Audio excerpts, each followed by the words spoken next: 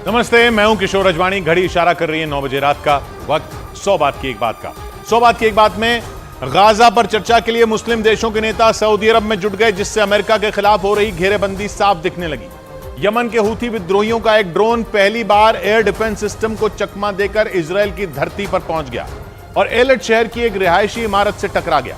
Gaza के 2 सबसे बड़े अस्पतालों, शिफा अस्पताल और अल कुद्स अस्पताल पर इजरायल की फौज ने बड़ा हमला करने के बाद वहां स्पेशल फोर्सेस के जवानों को तैनात कर दिया और दक्षिण चीन सागर में चीन और फिलीपींस की नौसेनाओं के बीच ऐसा विवाद भड़का, जिसके बाद समंदर में चीन के खिलाफ 5 बड़े देशों की सेनाएं जंग के लिए तैयार दिखने लगी। बड़ी खबर आई इजरायल और अमेरिका के खिलाफ हो रही मुस्लिम देशों की सबसे बड़ी घेरेबंदी पर।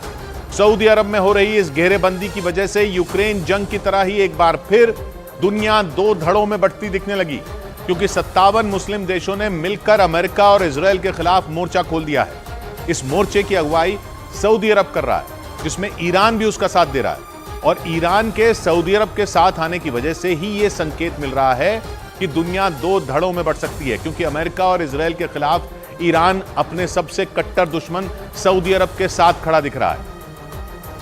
इसीलिए माना जा रहा है कि तमाम मुस्लिम देश अपने मतभेदों को भुलाते हुए एकजुट हो रहे हैं और इन 2 धड़ों में एक तरफ अमेरिका और उसके साथ खड़े देश हैं, तो दूसरी तरफ मुस्लिम देशों के साथ रूस और चीन दिख रहे हैं। यही नहीं, मुस्लिम देश अपनी एकजुटता दिखाने और अपनी आगे की रणनीति बनाने के लिए अहम बैठक करने वाले हैं।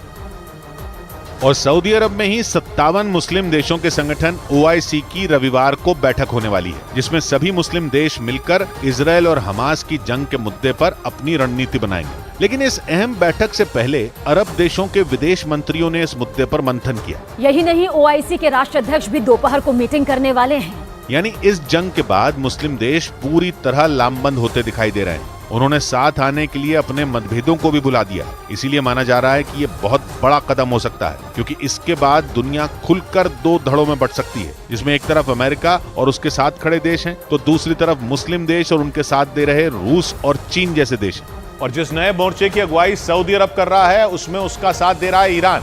माना जा रहा है कि ईरान इस जंग में बड़ा खिलाड़ी है, जो पहले से ही अमेरिका और इजरायल का सबसे बड़ा दुश्मन है।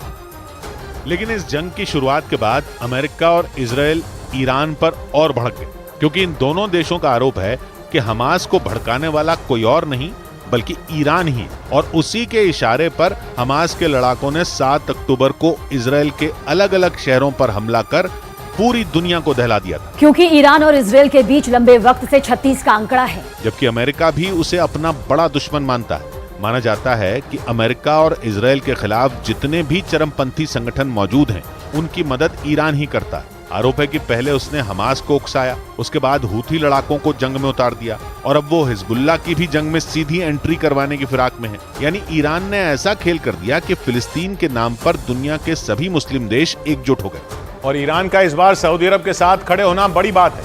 इसे मुस्लिम देशों की अभूतपूर्व एकता की निशानी के तौर पर भी देखा जा रहा है, क्योंकि ईरान और सऊदी अरब के बीच दशकों से इस बात की होड़ थी कि मुस्लिम देशों में सबसे बड़ा नेता कौन है। वो दोनों खुद को मुस्लिम देशों का लीडर मानते थे। यही नहीं, उनमें शिया और सुन्नी मुद्दे पर भी विवाद था, क्योंकि ईरान जहां शिया बहुल देश है, तो सऊदी अरब में सुन्नी समुदाय के लोगों की आबादी ज्यादा है। इन्हीं सब वजहों से ईरान और सऊदी अरब एक दूसरे को देखना तक पसंद नहीं करते थे। हालांकि इसी साल चीन ने मध्यस्थता कर इन दोनों देशों की दोस्ती करा दी थी, लेकिन ये दोस्ती महज दिखावे के लिए थी, क्योंकि उसके बाद कभी भी उनमें बातचीत नहीं हुई। लेकिन इजरायल और हमास की जंग ने इन 2 कट्टर दुश्मनों को भी एक साथ ला दिया और अब तो ईरान भी सऊदी अरब में जंग के मुद्दे पर रविवार को होने वाली बैठक में शामिल होने वाला है। उम्मीद जताई जा रही है कि सऊदी अरब में OIC की होने वाली बैठक में ईरान के राष्ट्रपति इब्राहिम रईसी भी शामिल हो सकते हैं। और मुस्लिम देशों की एकता अचानक नहीं दिखी, बल्कि इन देशों की एकजुटता का रास्ता यूक्रेन जंग ने खोल दिया था। उसी जंग के बाद सऊदी अरब और अमेरिका में दूरियां बढ़ गई थी, जबकि ईरान और रूस साथ आए थे, क्योंकि पिछले साल यूक्रेन पर हमला करने के बाद रूस अलग थलग पड़ गया था। अमेरिका और यूरोपीय देशों ने रूस पर कड़े प्रतिबंध लगाकर उसे झुकाने की पूरी कोशिश की थी। लेकिन इस मुश्किल घड़ी में रूस को ईरान का साथ मिला और जैसे जैसे यूक्रेन की जंग आगे बढ़ती गई, दोनों की दोस्ती भी गाढ़ी होती गई। ईरान ने अपने घातक ड्रोन देकर पुतिन की सेना की ताकत कई गुना बढ़ा दी। ईरान की तरह सऊदी अरब भी उस वक्त रूस के साथ ही खड़ा दिखा था। सऊदी अरब ने कच्चे तेल का उत्पादन घटाकर पूरी दुनिया में तेल की कीमतें गिरने नहीं दी थी, जिससे रूस को काफी फायदा पहुंचा था, क्योंकि रूस भी बड़े पैमाने पर तेल का उत्पादन करता है और जंग के दौरान भी कई देश उससे तेल खरीद रहे थे। मतलब ये कि प्रतिबंध के बाद भी रूस का खजाना भर रहा था। यानी यूक्रेन जंग के दौरान ही रूस के बहाने ईरान और सऊदी अरब एक साथ दिखाई देने लगे थे और अब वो दोनों ही अमेरिका के खिलाफ मुस्लिम देशों को लामबंद करने में जुटे हैं। और खबर है कि पर्दे के पीछे से उन्हें रूस और चीन का भी साथ मिल रहा है, क्योंकि चीन और रूस खुलकर गाजा में इजराइल के हमले का विरोध कर रहे हैं और इस मुद्दे पर मुस्लिम देशों का साथ देते भी दिख रहे हैं। हालांकि रूस और चीन ने खुलकर कभी इसका ऐलान नहीं किया। लेकिन यूक्रेन जंग के बाद रूस और अमेरिका के बीच जो तनातनी बढ़ी, उसे हमास और इजराइल की जंग ने और बढ़ा दिया, क्योंकि रूस ने गाजा में इजराइल के हमले की खुलकर आलोचना की, जिसके बाद चीन ने भी फिलिस्तीन का साथ देना शुरू किया। इस वजह से पश्चिम एशिया में इजराइल और अमेरिका के खिलाफ माहौल बनना शुरू हो गया और दुनिया दो धड़ों में बढ़ती नजर आने लगी, जिसमें एक तरफ पश्चिम एशिया के मुस्लिम देशों के साथ रूस और चीन खड़े दिखाई दे रहे हैं, तो दूसरी तरफ अमेरिका, इजराइल, ब्रिटेन, दक्षिण कोरिया और यूरोप के देशों ने मोर्चा संभाल रखा है, जिसका सीधा मतलब ये हुआ कि दुनिया दो धड़ों में बढ़ती नजर आ रही है, क्योंकि दावा है कि मुस्लिम देश अब एक मंच पर आ चुके हैं और उन्हें रूस और चीन जैसे ताकतवर देशों का भी साथ मिल रहा है। हालांकि रूस और चीन पहले से ही अमेरिका के खिलाफ हैं। ऊपर से तुर्की ने मुस्लिम देशों से एकजुट होने की अपील कर अमेरिका की टेंशन बढ़ा दी, क्योंकि तुर्की एक नेटो देश है और तुर्की का हमास के लिए समर्थन जुटाने का मतलब नेटो में फूट पड़ना है, वो भी तब जब अमेरिका को समर्थन की जरूरत सबसे ज्यादा हो। नेटो का सदस्य होने के बावजूद तुर्की ने अमेरिका और इजराइल के खिलाफ मोर्चा खोल दिया। तुर्की के राष्ट्रपति एर्दोआन ने सारे मुस्लिम देशों से एकजुट होने की अपील कर दी। उन्होंने ये तक कह दिया कि यूरोप में छोटी सी घटना पर एकजुटता दिखाने वाले देश गाजा पट्टी पर चुप है, जबकि वहां 11,000 लोगों की जान जा चुकी है। तुर्की के राष्ट्रपति की अपील अमेरिका के होश उड़ाने वाली है। तुर्की इससे पहले यूक्रेन जंग के दौरान भी अमेरिका की टेंशन बढ़ा चुका है। फिनलैंड और स्वीडन को नेटो का सदस्य बनाने के रास्ते में भी तुर्की महीनों तक अड़ंगा लगाए बैठा रहा और अब गाजा पट्टी में चल रही जंग के मुद्दे पर तो तुर्की ने इजराइल के खिलाफ मोर्चा खोल दिया। तुर्की एक ताकतवर मुस्लिम देश है, जहाँ नेटो के परमाणु बमों के ठिकाने भी हैं। अगर तुर्की का साथ अमेरिका के खिलाफ खड़े हो रहे धड़े को मिल गया तो अमेरिका के लिए ये बहुत बड़ा झटका होगा। ऊपर से पाकिस्तान जैसे छोटे मुल्क भी अमेरिका को आंख दिखाने लगे हैं।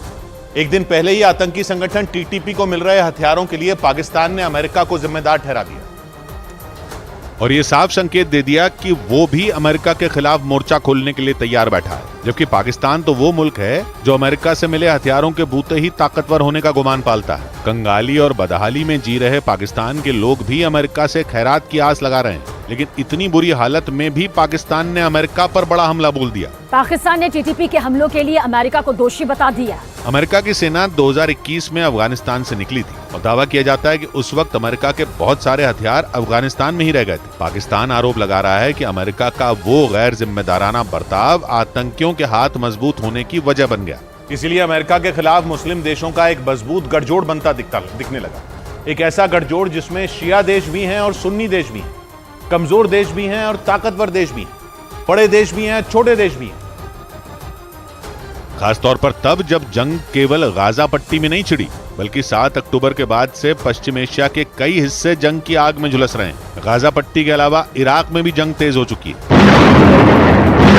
सीरिया में भी अमेरिकी फौज के ठिकानों पर हमले तेज हो चुके हैं। यमन के हूती विद्रोही भी सक्रिय हो चुके हैं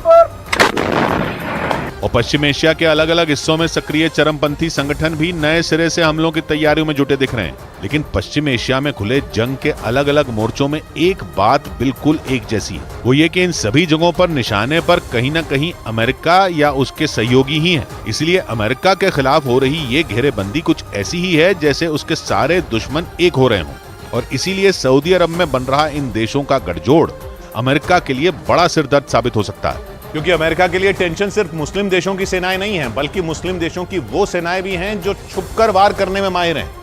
यानी अमेरिका के खिलाफ गुरिल्ला वॉर छिड़ सकते हैं और कई जगहों पर तो अमेरिका के खिलाफ ऐसी लड़ाई शुरू भी हो चुकी है, जिसमें अमेरिका के खिलाफ कई चरमपंथी संगठन ऐलाने जंग कर चुके हैं। इनमें हूथी, हिजबुल्ला और हमास का ही नाम नहीं है, बल्कि इराक और सीरिया में ईरान और रूस के समर्थन वाले दर्जनों संगठन हैं, जिनके पास ना हथियारों की कमी है और ना ही लड़ाकों की कमी है और ना अमेरिका के खिलाफ लड़ने की वजहों की कमी है। अगर इन चरमपंथी संगठनों के साथ अमेरिका की जंग तेज हो गई तो हार या जीत किसी की भी हो, अमेरिका का तगड़ा नुकसान जरूर होगा। मतलब ये कि अगर दुनिया दो धड़ों में बटी और जंग की तरफ बढ़ी तो उस जंग से पहले ही ये संगठन अमेरिका के हाथ कमजोर कर चुके होंगे। इसीलिए इजराइल की जंग अमेरिका के लिए भारी पड़ रही है। 7 अक्टूबर के बाद से अमेरिका ने अपने 3 बड़े जहाज पश्चिम एशिया में भेजे हैं। इसके अलावा हथियारों की तैनाती भी उसने वहां कई गुना बढ़ा दी है। बड़ी खबर आई इजराइल के खिलाफ जंग का नया मोर्चा खोलने वाले हूथी विद्रोहियों से जुड़ी। हूथी विद्रोही तीसरे विश्व युद्ध की नई वजह बनते नजर आए, क्योंकि उन्होंने एक बार फिर इजराइल पर मिसाइलें दागी। यही नहीं, हूथी लड़ाकों ने कुछ लड़ाकू ड्रोन भी इजराइल पर हमले के लिए भेजे, जिनमें एक एलर्ट में एक इमारत से टकरा गया, जिसकी पुष्टि खुद इजराइल की सेना ने की। ऐसा पहली बार हुआ जब हूथी विद्रोहियों का कोई ड्रोन इजराइल में घुसा, जबकि इससे पहले इजराइल और अमेरिका ने हूथी लड़ाकों की मिसाइलों को इजराइल में घुसने से पहले ही मार गिराया था। लेकिन इस बार हूथी लड़ाकों का एक ड्रोन इजराइल के एलर्ट में घुस गया, यानी बात बढ़ गई, क्योंकि इससे पहले इजराइल और अमेरिका ने उनके ड्रोन को भूमध्य सागर के ऊपर ही मार गिराया था। लेकिन इस बार हूथी लड़ाकों के ड्रोन की इजराइल में एंट्री हो गई, जो बड़े खतरे की आहट, क्योंकि हमास और हिजबुल्लाह के बाद हूथी विद्रोहियों ने इजराइल से दो हाथ करने की तैयारी कर ली, क्योंकि दक्षिणी इजराइल के एलर्ट में एक बार फिर हूथी विद्रोहियों ने भगदड़ मचा दी। वहां जैसे ही मिसाइल अटैक का सायरन बजा, लोग भागने लगे। वो सुरक्षित जगह ढूंढने के लिए यहां वहां भागते नजर आए। मतलब ट्रिपल एच का तीसरा एच यानी हूथी लड़ाके तीसरे विश्व युद्ध की नई वजह बन सकते हैं, क्योंकि उनके तेवर आक्रामक हैं। गाजा पर इजराइल की बमबारी से उनका पारा चढ़ा हुआ है, क्योंकि पिछले 2 हफ्तों में कई बार उन्होंने इजराइल पर हमला किया, और इस बार तो उनका ड्रोन इजराइल के अंदर ही घुस गया और दक्षिणी इजराइल के रिहायशी इलाके में एक इमारत से टकरा गया। इस बात की पुष्टि खुद इजराइल ने की और दावा किया गया कि इजराइल ने एलर्ट की ओर दागी गई मिसाइलों को मार गिराया, लेकिन उसका एक ड्रोन इजराइल को चकमा देकर इजराइल की सीमा के अंदर घुस गया, जो हमास और हिजबुल्लाह से जंग लड़ रहे इजराइल की परेशानियों को कई गुना बढ़ा सकता है, क्योंकि इससे इजराइल ही नहीं बल्कि पूरे पश्चिम एशिया का माहौल बिगड़ सकता है। क्योंकि यमन की राजधानी सना से करीब 2000 किलोमीटर दूर इजराइल के एलर्ट शहर पर बैलिस्टिक मिसाइलें दागी गईं। यमन उत्तर में सऊदी अरब और पश्चिम में लाल सागर से घिरा है। यमन के दक्षिण में अदन की खाड़ी और अरब सागर है, और पूर्व में इसकी सीमा ओमान से लगती है। यानी यमन इजराइल से कोई बॉर्डर शेयर नहीं करता। लेकिन वहां की राजधानी सना पर शासन करने वाले हूथी लड़ाके हजारों किलोमीटर दूर से उस पर मिसाइलें दाग रहे हैं और पश्चिम एशिया में इजराइल को चक्रव्यूह में फंसाने की तैयारी कर रहे हैं। हूथी लड़ाकों के तेवर भी वैसे ही नजर आए, क्योंकि इस बार के हमले के बाद उन्होंने प्रेस कॉन्फ्रेंस की और डंके की चोट पर इजराइल पर किए गए मिसाइल अटैक की जिम्मेदारी ली। دفعة من الصواريخ البالستية على أهداف مختلفة وحساسة للكيان الإسلامي। यानी हूथी विद्रोही केवल हमला नहीं कर रहे, बल्कि दुनिया को चीख चीख कर उसके बारे में बता भी रहे हैं, क्योंकि वो गाजा में लोगों की मौत से भड़के हुए हैं और खुलकर हमास और हिजबुल्लाह की राह पर चल रहे हैं। और उनके इसी तेवर की वजह से वो तीसरे विश्व युद्ध की वजह बन सकते हैं, क्योंकि उसने इजराइल में केवल ड्रोन से अटैक नहीं किया, बल्कि उस पर खतरनाक बैलिस्टिक मिसाइलें भी दागी, जो लाल सागर से होती हुई दक्षिणी इजराइल के एलर्ट शहर में गिरने वाली थी। लेकिन इजराइल ने लाल सागर से आती हुई इन बैलिस्टिक मिसाइलों को मार गिराने का दावा किया, क्योंकि दक्षिणी इजराइल के एलर्ट शहर में उसका एरो 3 मिसाइल डिफेंस सिस्टम तैनात है, जिसने हूथी विद्रोहियों की मिसाइलों को पहचान कर मार गिराया। לחימה נמשכת, אין הפסקת אש, אנחנו חוזרים על זה, אין הפסקת אש, אנחנו ממשיכים להילחם। इजराइल का एरो 3 मिसाइल डिफेंस सिस्टम सटीक हमले करने में माहिर है और मिसाइल को ट्रैक करके उसे हवा में तबाह करने का दम रखता है। इजराइल ने जब एरो 3 मिसाइल डिफेंस सिस्टम को टेस्ट किया था तो ये 100% सफल रहा था, और हूथी विद्रोहियों से लड़ने से पहले इजराइल ने इसका इस्तेमाल भी नहीं किया था।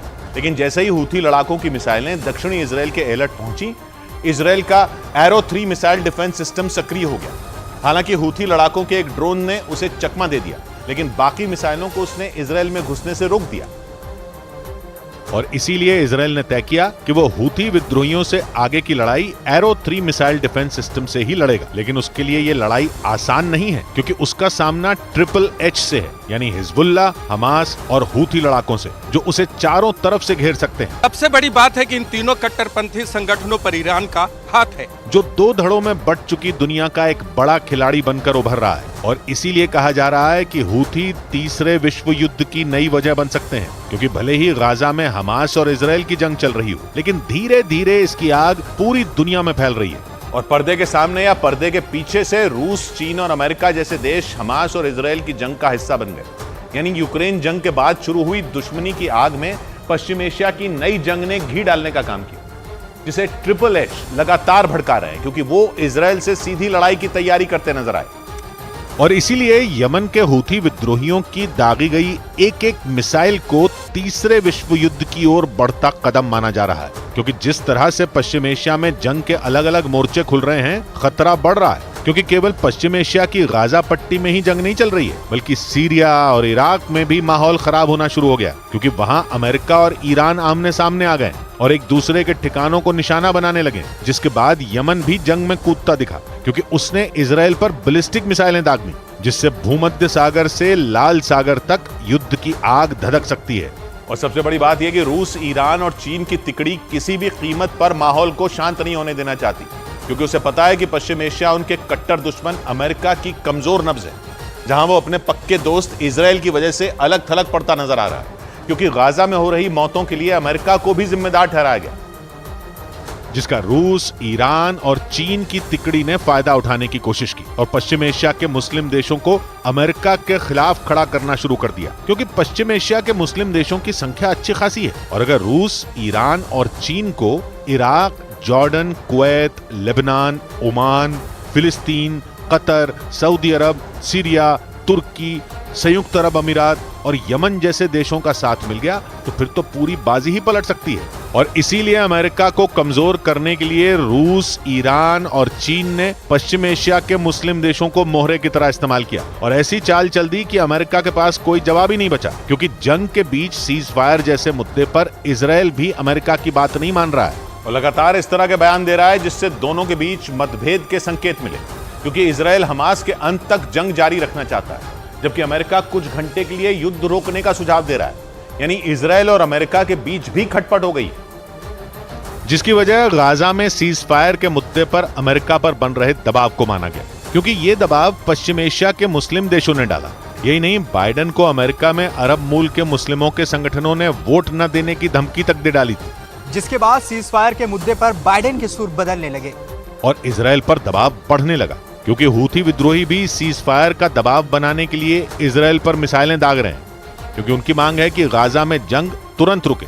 हूथी शिया मुसलमानों का कट्टरपंथी संगठन है, जो यमन में सुन्नी मुसलमानों और उनका साथ देने वाले सऊदी अरब से लड़ रहा है। और इस काम में ईरान हूथी लड़ाकों के साथ है, जिसकी मदद से हूथी विद्रोहियों का यमन की राजधानी सना समेत एक बड़े हिस्से पर कब्जा हो गया।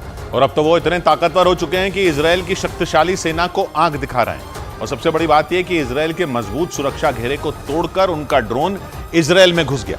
और ऐसा पहली बार हुआ, जिसे मामूली बात नहीं कहा जा सकता, क्योंकि हूथी लड़ाकों के ड्रोन ने इजराइल के डिफेंस सिस्टम की आंखों में धूल झोंक दी। जबकि हूथी लड़ाकों के इजराइल पर मिसाइलें दागने के अगले ही दिन इजराइल अलर्ट हो गया था और उसने लाल सागर में अपनी नौसेना का युद्धपोत तैनात कर दिया था। उसका एरो 3 मिसाइल डिफेंस सिस्टम भी काम पर लग गया था। लेकिन इतने कड़े सुरक्षा घेरे को तोड़कर हूथी लड़ाकों का एक ड्रोन इजराइल के अलर्ट में घुस गया। और ऐसा पहली बार हुआ जो सीधे सीधे इजराइल की सुरक्षा व्यवस्था को चुनौती देता है। क्योंकि अगर हूथी विद्रोहियों का एक ड्रोन इजराइल के डिफेंस सिस्टम को चकमा दे सकता है, तो ये सिलसिला आगे भी बढ़ सकता है। यानी हूथी लड़ाकों ने आंखों में आंखें डालकर इजराइल को चुनौती दी और इसीलिए माना जा रहा है कि वो तीसरे विश्व युद्ध में बड़ी भूमिका निभा सकते हैं। क्योंकि हूथी विद्रोही इजराइल के खिलाफ लड़ने वाले ट्रिपल एच का हिस्सा है और यही सबसे बड़ी परेशानी की बात है। क्योंकि हमास और इजराइल की जंग के बाद ट्रिपल एच एक बड़ा खतरा बनकर उभरे, क्योंकि ये केवल इजराइल से ही नहीं बल्कि इजराइल का साथ देने वाले अमेरिका से भी लड़ने के लिए तैयार नजर आए।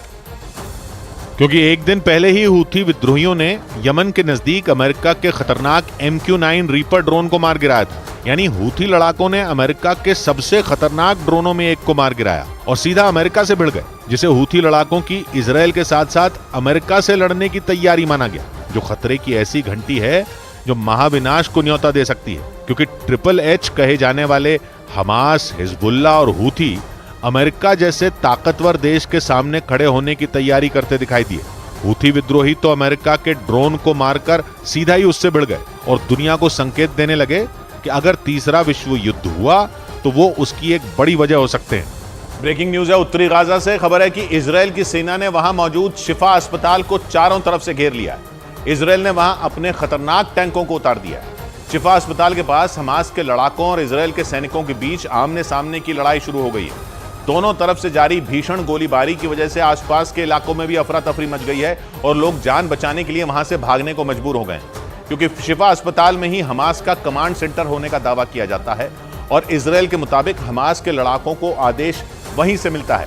नीरज हमारे साथ जुड़ रहे हैं इसराइल से। नीरज, क्या पता चल रहा है इस पर? जी किशोर, गाजा सिटी के शिफा अस्पताल में जिसे आईडीएफ के लोगों का कहना है कि वो आतंकियों का सेंटर है, मुख्यालय है और कमांड सेंटर है, वहां लगातार हमले जारी हैं। तोप और टैंक के अलावा हवाई हमले भी जारी हैं और चारों तरफ से आईडीएफ के जवानों ने शिफा अस्पताल को घेर रखा है। आतंकियों के साथ भी फायरिंग हो रही है और एक के बाद एक 5 धमाके हुए जो गाजा से खबरें मिली। कल इसी तरह के हमले में शिफा अस्पताल के क्वार्टर में 50 आतंकियों के ढेर होने की खबर थी और आईडीएफ ने इस तरह का बयान दिया था। तो लगातार शिफा अस्पताल पे फोकस है और अगर शिफा अस्पताल पे कब्जा कर लिया आईडीएफ के जवानों ने तो समझ लीजिए कि हमास के खिलाफ उनकी आधी लड़ाई पूरी हो जाएगी। और इसी वजह से इसराइल ने हमास की कमर तोड़ने के लिए उत्तरी गाजा में मौजूद शिफा अस्पताल पर सबसे बड़ी स्ट्राइक कर दी और इसराइल के सैनिक वहां हमास के लड़ाकों को ढूंढ ढूंढ कर उन्हें मौत दे रहे हैं। लेकिन दावा किया गया कि हमास के लड़ाके भी वहां इजरायली फौज पर पलटवार करने का कोई मौका नहीं चूक रहे। हालांकि इसराइल ने पूरी तैयारी के साथ शिफा अस्पताल पर धावा बोला और टैंकों के साथ अस्पताल के आसपास के इलाके को घेर कर बमबारी शुरू कर दी, जिसका एक वीडियो भी सामने आया जिसमें दिखा कि शिफा अस्पताल के करीब एक विस्फोट के बाद लोग दहशत में आ गए और जान बचाकर भागने लगे। दावा किया गया कि इसराइल के इस एक्शन से भड़के हमास के लड़ाकों ने जोरदार पलटवार कर दिया, जिसके बाद दोनों तरफ से ऐसी गोलीबारी हुई कि आसपास के इलाके में हड़कंप मच गया और खौफ में आए सैकड़ों परिवारों ने वो इलाका छोड़ दिया। लेकिन शिफा अस्पताल में बड़ी संख्या में लोग मौजूद हैं जो वहां से निकलने के लिए सफेद झंडे तक लहरा रहे हैं।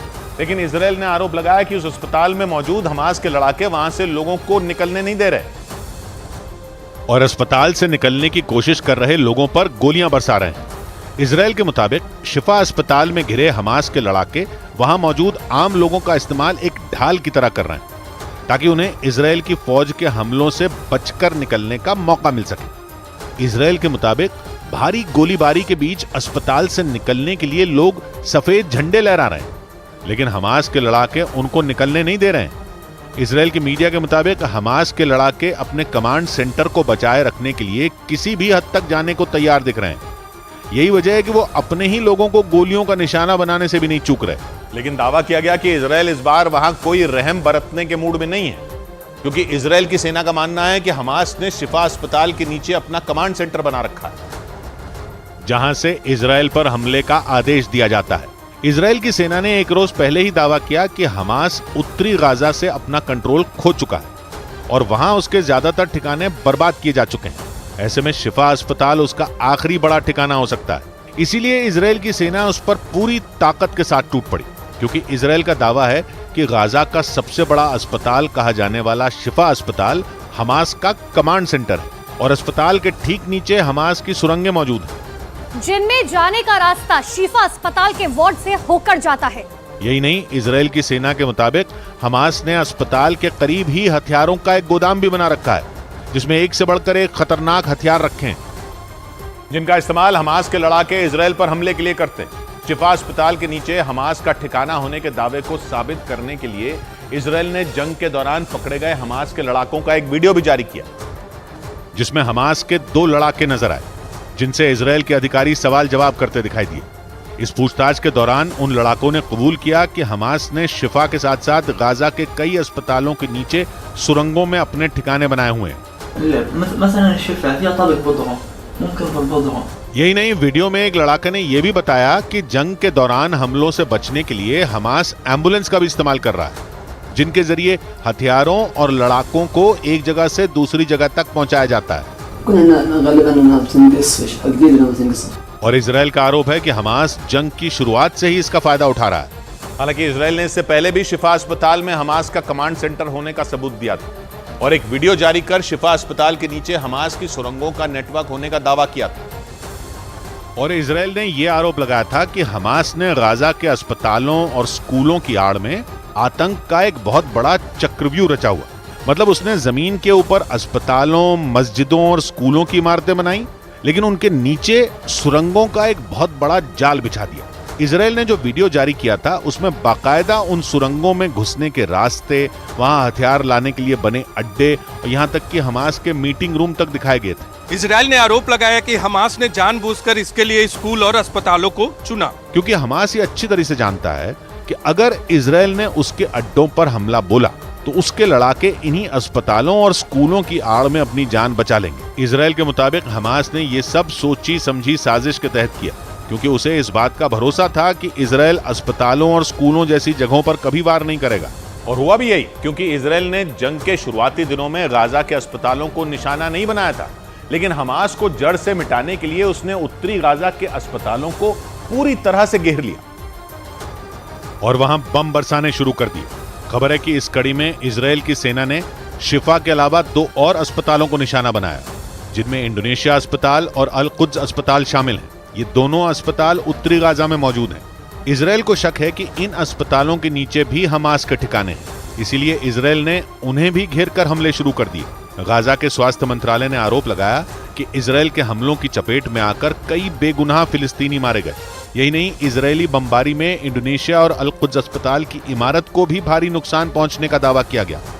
इस बीच इजराइल ने हमास की सबसे बड़ी ताकत माने जाने वाली उसकी सुरंगों का पता लगाने के लिए अपने जासूसी ड्रोन उतार दिए, क्योंकि इजराइल की सेना का दावा है कि हमास की सुरंगों का जाल गाजा के अस्पतालों, स्कूलों और मस्जिदों से होकर गुजरता है और इजराइल पर हमले के बाद हमास के लड़ाके उन सुरंगों में छिप जाते हैं, जिसकी वजह से इजराइल की सेना को उन्हें ठिकाने लगाने में परेशानी होती है। क्योंकि दावा है कि हमास ने गाजा में 500 किलोमीटर लंबी सुरंगें बना रखी, जो घनी आबादी वाले इलाकों से होकर गुजरती हैं। और हमास की इन सुरंगों का पता लगा पाना इजराइल की सेना के साथ वहां की खुफिया एजेंसी मोसाद के लिए भी चुनौती बन गया है। इजराइल के मीडिया के मुताबिक इसीलिए इजराइल ने अपने सबसे ताकतवर जासूसी ड्रोन एल्बिट हर्मेस 450 को गाजा में उतार दिया, ताकि जमीन के नीचे बसी हमास की दुनिया का नक्शा निकाला जा सके और वहां छिपे हमास के एक एक लड़ाके को मौत के घाट उतारा जा सके। क्योंकि इजराइल के मीडिया का दावा है कि इजराइल का ये जासूसी ड्रोन निगरानी के लिए बेहद कारगर है।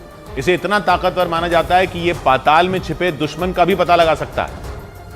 और ऐसा इसलिए क्योंकि एल्बिट हर्मेस 450 ड्रोन को जासूसी के लिए बेहद सटीक माना जाता है। इजराइल के मीडिया के मुताबिक ये ड्रोन एक बार में करीब 20 घंटे तक उड़ान भर सकता है। इसकी रेंज करीब 300 किलोमीटर की दूरी तक बताई गई। एल्बिट हर्मेस 450 ड्रोन करीब 170 किलोमीटर प्रति घंटा की रफ्तार से उड़ान भर सकता है और सबसे खास है इसका रेडार सिस्टम, जो जमीन के नीचे होने वाली हलचल का भी पता लगा सकता है, वो भी 18,000 फीट की ऊंचाई पर उड़ान भरते हुए। ऐसे में इस ड्रोन के गाजा में पहुंचने से इजराइल की सेना के लिए हमास की सुरंगों का पता लगाना आसान हो सकता है। इस बीच उत्तरी गाजा में इजराइल की सेना ने ताबड़तोड़ बमबारी कर वहां हमास के ट्रेनिंग सेंटर को तबाह कर देने का दावा किया। बताया गया कि इजराइल के सैनिक वहां शिफा अस्पताल के करीब पहुंच गए और हमास के लड़ाकों पर मौत बनकर टूट पड़े, क्योंकि इजराइल अब किसी भी कीमत पर युद्ध के मोर्चे पर पीछे नहीं हटना चाहता, इसलिए वो गाजा को हर तरफ से घेरने में जुटा है। बताया गया कि इजराइल की सेना ने उत्तरी गाजा के अलग अलग इलाकों में एयर स्ट्राइक की और हमास के ट्रेनिंग सेंटरों को नेस्त नाबूद कर दिया, जिसमें हमास के खूंखार लड़ाके घातक हमलों के लिए तैयार किए जाते थे। लेकिन उन ट्रेनिंग सेंटरों को इजराइल की फौज ने मलबे में तब्दील कर दिया। इजराइल के रक्षा मंत्रालय ने दावा किया कि शिफा अस्पताल के पास ही हमास का कमांड सेंटर और कई नेताओं के दफ्तर थे, जिन पर 7 अक्टूबर को हुए हमलों के बाद से ही इजराइल की सेना घात लगाए बैठी थी। लेकिन हमास से निपटना इतना आसान नहीं था, इसलिए इजराइल की सुरक्षा एजेंसी शिन बेट और सेना ने बड़े हमले की रणनीति बनाई, जिसके बाद इजराइल के सैनिकों ने हमास को मिट्टी में मिलाने के लिए अपना दांव चल दिया। और हमास के ठिकानों पर ही नहीं, बल्कि इजराइल की सेना ने तो हमास के हथियारों से भरे ट्रकों को भी तबाह कर दिया, क्योंकि इजराइल अब हमास को घुटनों पर लाने की कसम खा चुका है। इसलिए गाजा के जबालिया में इजराइल की सेना ने एक के बाद एक जबरदस्त बमबारी की। दावा है कि वहां हमास ने बड़े पैमाने पर हथियारों का जखीरा रखा हुआ था, जिसके सहारे हमास इजराइल को जंग की शुरुआत से ही आंख दिखा रहा था। लेकिन वो हथियार इजराइल के हवाई हमलों में जलकर राख हो गए। बताया गया कि वहां अलग अलग ट्रकों में 20 से ज्यादा रॉकेट लॉन्चर रखे थे। जिन्हें इजराइल की सेना के खिलाफ जंग में इस्तेमाल किया जाना था। लेकिन इजराइल ने हमास के इस मंसूबे पर पानी फेर दिया, क्योंकि एयर स्ट्राइक के अलावा इजराइल ने गाजा में ग्राउंड ऑपरेशन भी चलाया और हमास के खतरनाक हथियारों को जब्त करने का बड़ा दावा कर दिया। इतना ही नहीं, इजराइल ने यह भी दावा किया कि उसकी फौज ने जबालिया में हमास के एक सैन्य अड्डे पर कब्जा कर लिया, जिसके लिए सेना और हमास के लड़ाकों के बीच करीब 10 घंटों तक झड़प हुई। और इस झड़प में इजराइल की सेना ने हमास के 50 लड़ाकों को मार गिराने का दावा कर दिया, जो गाजा की सुरंगों में छिपकर इजराइल पर फिर से तबाही मचाने की प्लानिंग कर रहे थे। लेकिन इससे पहले कि इजराइल को फिर से दहलाने का उनका प्लान कामयाब हो पाता, इजराइल की सेना ने ताबड़तोड़ हमले कर उनकी लाशें बिछा दी। हालांकि हमास के लड़ाकों ने भी कोई कसर नहीं छोड़ी। उन्होंने भी इजराइल की सेना पर पलटवार किया, जिसमें इजराइल के एक सैनिक की मौत हो गई। असल में हमास ने जबालिया में घनी आबादी के बीच अपना ठिकाना बना रखा है और घनी आबादी के बीच छिपकर ही इन लड़ाकों ने इजराइल की सेना पर फायरिंग की। लेकिन जिन लोगों को हमास के लड़ाकों ने अपनी ढाल बनाया, उनके बीच घुसकर ही इजराइल की सेना ने उन्हें मात दे दी। लेकिन एक ठिकाना नहीं, बल्कि हमास के कई ऐसे ठिकाने हैं जो घनी आबादी के बीच बने हैं। इसलिए यह माना जा रहा है कि इजराइल की सेना को वहां उनसे निपटने में कड़ी चुनौतियों का सामना करना पड़ रहा है, क्योंकि गाजा के जबालिया में जिन लड़ाकों ने इजराइल की सेना की झड़प हुई, जिन लड़ाकों से, वो नचाबा फोर्स के लड़ाके थे, जो हमास के दूसरे लड़ाकों के मुकाबले ज्यादा खतरनाक माने जाते हैं, जिन्होंने इजराइल की सेना की नाक में दम कर रखा है। लेकिन इजराइल भी हमास को हमेशा के लिए मिटा देना चाहता है और ऐसे में वो हमास के लड़ाकों को चुन चुन कर उनका खात्मा कर रहा है। इतना ही नहीं, इजराइल की सेना हमास के गिने चुने ठिकानों को भी छोड़ना नहीं चाहती। इसलिए जबालिया में वो हमास की नचाबा फोर्स से भिड़ गई और उसके कई लड़ाकों को मार गिराने का दावा कर दिया। यह भी दावा है कि भीषण हमलों के दौरान इजराइल की सेना ने नचाबा फोर्स के 2 टॉप कमांडरों अहमद मूसा और उमर अलहांदी को ढेर कर दिया, जिन पर 7 अक्टूबर को इजराइल में कत्लेआम मचाने का आरोप था। और यह भी आरोप है कि अहमद मूसा और उमर अलहांदी के इशारे पर ही इजराइल के किबुत्ज जिकिम में लोगों का नरसंहार किया गया था, जिसके बाद से ही वो दोनों टॉप कमांडर इजराइल की सेना के निशाने पर थे और सैनिकों ने उन्हें मौत की नींद सुलाने की ठान ली थी, क्योंकि इजराइल पर हुए घातक हमलों के बाद से ही नचाबा फोर्स वहां की सेना के लिए सिरदर्द बनी हुई है। इसलिए जंग शुरू होने के कुछ दिन बाद ही इजराइल की फौज ने उसके खूंखार कमांडर अबू शमला को मौत के घाट उतार दिया था, क्योंकि इजराइल ने दावा किया कि मोहम्मद अबू शमला के घर को हमास ने अपने हथियार रखने का ठिकाना बनाया हुआ था, जिस पर एक के बाद एक हमले कर इजराइल के सैनिकों ने उसे तबाह कर दिया। दावा किया गया कि इजराइल पर तबाही मचाने की प्लानिंग में वो बराबर का भागीदार था। यह भी दावा है कि मोहम्मद अबू शमला, अहमद मूसा और उमर अलहांदी ने मिलकर नचाबा फोर्स को मोर्चे पर तैनात करने की साजिश रची थी, जिन्हें जंग के दौरान मिटाना इजराइल के लिए बड़ी कामयाबी बताया जा रहा है, क्योंकि इजराइल की सेना नचाबा फोर्स के मुख्यालय को भी निशाना बना चुकी है। लेकिन नचाबा फोर्स के सभी कमांडरों और लड़ाकों को ठिकाने लगाना अब भी इजराइल की सेना के लिए किसी चुनौती से कम नहीं है। ऐसा इसलिए क्योंकि नचाबा फोर्स के लड़ाके बेहद खतरनाक माने जाते हैं और उन्हें खास तौर पर घात लगाकर हमले करने के लिए तैयार किया जाता है। इसलिए नचाबा फोर्स के लड़ाकों को पटकनी देना मुश्किल काम माना जाता है, क्योंकि नचाबा फोर्स के लड़ाके किसी भी ठिकाने पर रॉकेट दागने में माहिर होते हैं। और सबसे बड़ी बात यह कि हमास के आका खुद इन लड़ाकों को चुनते हैं, जिसके बाद इन्हें कड़ी ट्रेनिंग दी जाती है। इसके साथ ही उन्हें खतरनाक हथियारों और विस्फोटकों को संभालने की खास ट्रेनिंग दी जाती है, जबकि नचाबा फोर्स के लड़ाकों को सुरंगों के जरिए घुसपैठ करने और एंटी टैंक मिसाइलों से हमलों को अंजाम देने में भी महारत हासिल है। इतना ही नहीं, लड़ाकों को जंग के दौरान लोगों को बंधक बनाने के लिए भी तैयार किया जाता है। इसीलिए यह दावा किया गया कि इजराइल पर हमलों के दौरान लोगों को बंधक बनाने में नचाबा फोर्स के लड़ाकों का ही हाथ था। और यह भी दावा है कि नचाबा फोर्स साल 2014 में गाजा युद्ध में भी शामिल रही थी, जिसने इजराइल की सेना पर कई घातक हमले किए थे, जिसके बाद इजराइल की ओर से ऑपरेशन प्रोटेक्टिव एज चलाया गया था, जिसमें हमास की नचाबा फोर्स के कई लड़ाके मारे गए। लेकिन 2014 के बाद नचाबा फोर्स ने बड़ी संख्या में लड़ाकों की भर्ती की। बड़ी खबर आई गाजा में हमास की सुरंगों पर इजराइल की बड़ी कार्रवाई से जुड़ी खबर है कि उत्तरी गाजा में कंट्रोल के बाद इजराइल की सेना ने हमास की सुरंगों पर धावा बोल दिया।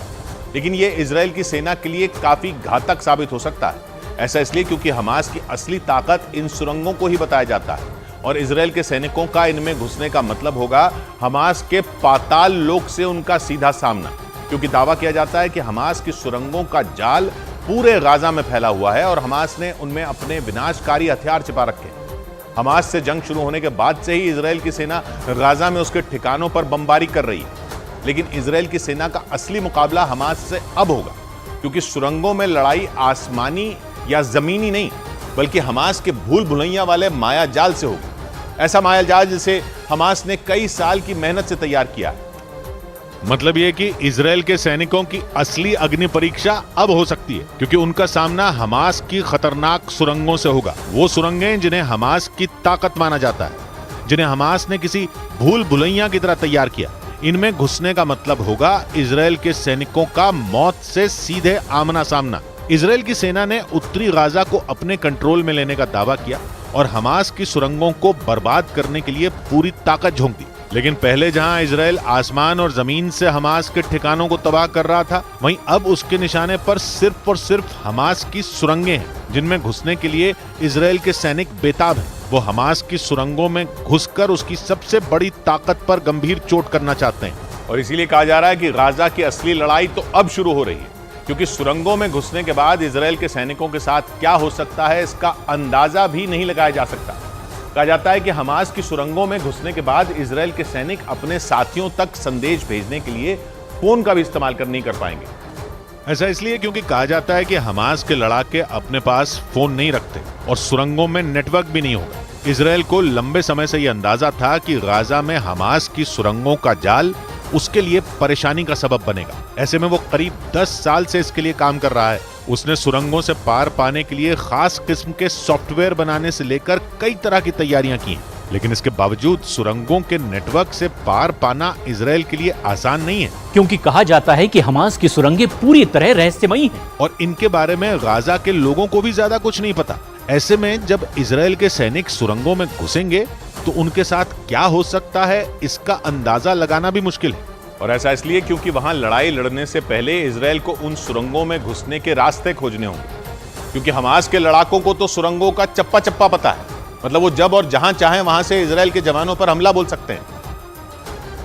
मतलब ये कि इजराइल के लिए हमास के पाताल लोक में उससे लड़ना इतना भी आसान नहीं होने वाला।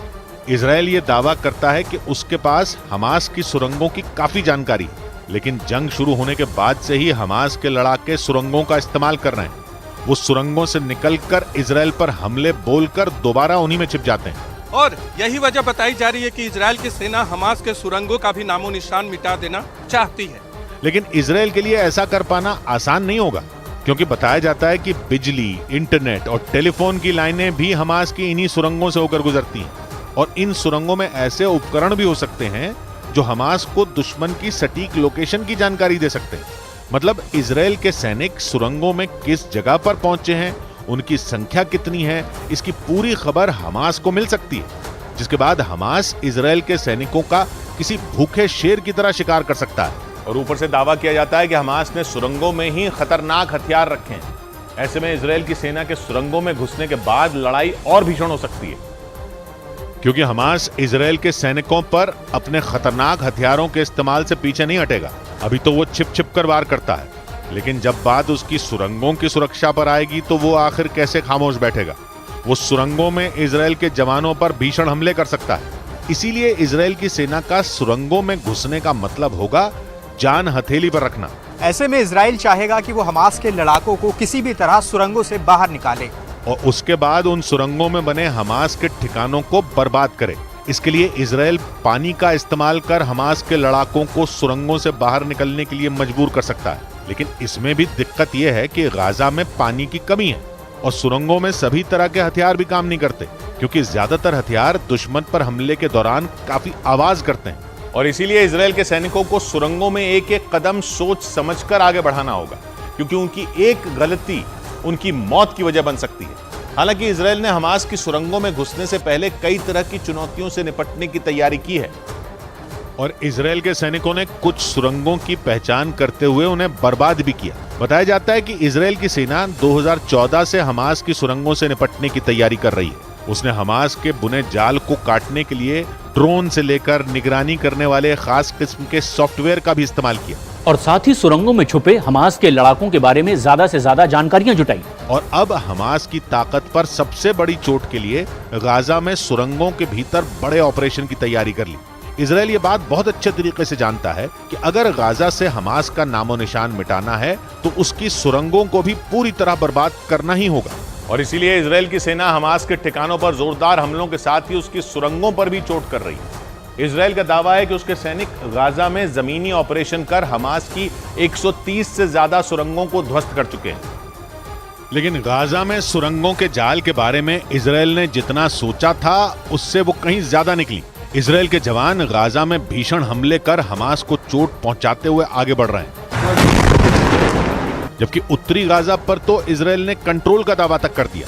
उत्तरी गाजा को हमास का गढ़ माना जाता है और वहां भी हमास ने सुरंगों का ऐसा जाल बिछाया है जिनमें कोई भी फंस जाए। इजराइल की सेना ने दावा किया कि उत्तरी गाजा में हमास ने लंबी सुरंगें बना रखी, इसीलिए इजराइल की सेना ने इन सुरंगों में घुसकर हमास की रीढ़ की हड्डी को तोड़ने की तैयारी कर ली, क्योंकि अगर इजराइल ने उत्तरी गाजा में सुरंगों को बर्बाद कर दिया तो यह हमास के लिए बहुत बड़ा झटका हो सकता है। और यही वजह रही कि हमास भी अपनी सुरंगों को बचाने के लिए पूरी ताकत झोंक रहा है, क्योंकि धीरे धीरे ही सही लेकिन इजराइल की सेना उसकी सबसे बड़ी ताकत पर चोट कर रही है और गाजा में सुरंगों को बर्बाद कर हमास को जख्म पर जख्म दे रही है।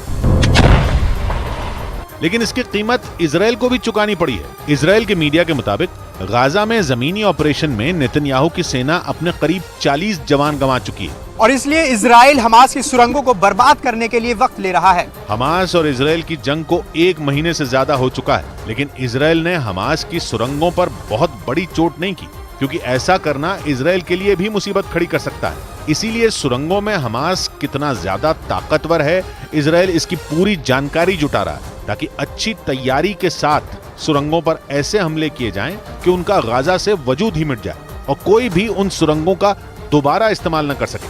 लेकिन इजराइल की सेना सुरंगों पर हमले से पहले अपने बंदूकों को लेकर भी अलर्ट हो गई, क्योंकि आशंका जताई जा रही है कि हमास ने इजराइल के बंदूकों को इन्हीं सुरंगों में छिपा कर रखा है। और ऐसे में अगर सुरंगों पर इजराइल ने ताबड़तोड़ हमला बोल दिया तो बंदूकों की जान पर भी आ सकती है। इजराइल पर बंदूकों को छुड़ाने का दबाव लगातार बढ़ रहा है, क्योंकि जिन 200 से ज्यादा लोगों को हमास ने बंधक बनाया उनमें कुछ विदेशी नागरिक भी शामिल बताए गए। इसलिए इजराइल हमास की सुरंगों पर बड़ा हमला बोलने के पहले उनके लड़ाकों के बारे में सटीक जानकारी जुटा रहा है, ताकि जिस जगह पर चोट करनी चाहिए वहीं की जाए। इसीलिए सुरंगों में बड़े ऑपरेशन से पहले इजराइल हमास के जमीनी ठिकानों का खात्मा कर रहा है। ऐसा करने से उसे सुरंगों को तबाह करने के लिए वक्त भी मिल जाएगा। लेकिन गाजा में जिस तरह सुरंगों का जाल है उसे खत्म करना इजराइल के लिए भी आसान नहीं होने वाला। इसीलिए कहा जा रहा है कि सुरंगों के नीचे की लड़ाई जमीनी लड़ाई से कहीं ज्यादा भीषण हो सकती है। उधर ब्रेकिंग न्यूज आ रही है हमास के कब्जे में बंदूकों से जुड़ी। सऊदी अरब के न्यूज चैनल अल अरबिया ने दावा किया कि इजराइल अपनी जेलों में बंद फिलिस्तीनी महिलाओं और बच्चों को रिहा करेगा और यह रिहाई हमास के कब्जे से 100 बंदूकों को छोड़ने पर ही होगी। यानी दावा है कि हमास और इजराइल के बीच बंदूकों की रिहाई के मुद्दे पर बड़ी डील हुई है। 7 अक्टूबर को इजराइल के अलग अलग शहरों पर हमला कर हमास ने सैकड़ों लोगों को बंधक बना लिया था और अब भी उनके कब्जे में 200 से ज्यादा लोग हैं। जावेद हमारे साथ जुड़ रहे हैं लेबनान से। जावेद, और क्या पता चल रहा है इस पर? जी किशोर, देखिए अल अरबिया का ये बहुत बड़ा दावा है कि इजराइल और हमास के बीच एक बहुत बड़ी डील हुई है जिसमें 100 बंधकों को वो इजराइल छोड़ेगा। हमने वो तस्वीरें देखी कि किस तरीके से हमास के जो लड़ाके हैं वो बंधक बनाकर ले गए थे जब 7 अक्टूबर को हमला किया था, और उसके बदले में 100 बंधकों की रिहाई के बदले में जो इजराइल है वो फिलिस्तीन के बच्चे और महिलाओं को छोड़ेगा। देखिए लगातार ये डील चल रही थी और अभी हमने देखा था कि मोसाद और CIA की एक बैठक भी कतर में हुई थी जिसमें बंधकों को छोड़ने को लेकर लगातार बात हो रही थी। तो ऐसे में ये एक बहुत बड़ी खबर है और साथ ही वो डेवलपमेंट भी हमने देखे कि जब बेंयामिन नेतन्याहू के लगातार वो बयान भी आ रहे थे कि जब तक बंधकों को नहीं छोड़ा जाएगा तब तक गाजा में कोई सीज फायर नहीं होगा। ऐसे में ये जो अब खबर आई है वाकई बहुत बड़ी खबर है जी, जिनमें 30 बच्चों के होने का दावा किया गया है। इजराइल के मुताबिक हमास के लड़ाके इजराइल में हमला करने के बाद जिन लोगों को बंधक बनाकर गाजा ले गए थे उसमें कई बच्चे भी थे और उन बच्चों के साथ हमास के लड़ाके बर्बरता कर रहे हैं। इजराइल का आरोप है कि हमास के लड़ाकों ने इजराइल से करीब 30 बच्चों को अगवा कर लिया था, लेकिन इससे पहले हमास के लड़ाकों ने उन बच्चों के माता पिता को बेरहमी से मारा और फिर उन बच्चों को उठाकर गाजा ले गए। इस दौरान बच्चे बुरी तरह रोते बिलखते रहे लेकिन हमास के लड़ाकों पर इसका कोई असर नहीं हुआ। इजराइल ने यह भी आरोप लगाया कि जब बच्चे रो रहे थे तो हमास के लड़ाकों ने उन बच्चों को पानी पिलाया और फिर उनसे बिस्मिल्लाह भी बुलवाया। लेकिन हमास के लड़ाकों की बर्बरता यहीं खत्म नहीं हुई। इजराइल के प्रधानमंत्री नेतन्याहू ने हमास के लड़ाकों पर नवजातों को जलाने का भी आरोप लगाया। इजराइल के मुताबिक हमास के हमलों में 40 नवजात की मौत हुई और हमास पर इन बच्चों को जलाने का आरोप लगाया गया। चश्मदीदों के मुताबिक हमास के लड़ाकों ने बच्चों के गले और हाथ तक काट दिए थे, जिसके बाद इजराइल की सेना ने हमास के एक लड़ाके को गिरफ्तार किया और जब उससे पूछताछ की गई तो उसने उन बच्चों की हत्या करने की वजह बताई। हमास के लड़ाके ने बताया कि उन्होंने उन बच्चों को इसलिए मारा ताकि वो बड़े होकर सैनिक न बन पाए। इसके साथ ही उस लड़ाके ने यह भी बताया कि उन्होंने इजराइल के लोगों के मन में डर पैदा करने के लिए बच्चों को बंधक बनाया। कुछ दिन पहले हमास के लड़ाकों की दरिंदगी की एक और कहानी सामने आई थी, जिसमें हमास के लड़ाकों पर नवजातों को अवन में भूनने का आरोप लगा था और इसी वजह से इजराइल ने हमास की तुलना खुखार आतंकी संगठन ISIS से कर दी थी। आरोप है कि हमास के लड़ाकों ने महिलाओं और बच्चों को भी बेरहमी से हत्या कर दी थी और इसी वजह से इजराइल ने हमास को आतंकी संगठन ISIS से भी ज्यादा खतरनाक और बेरहम बता दिया।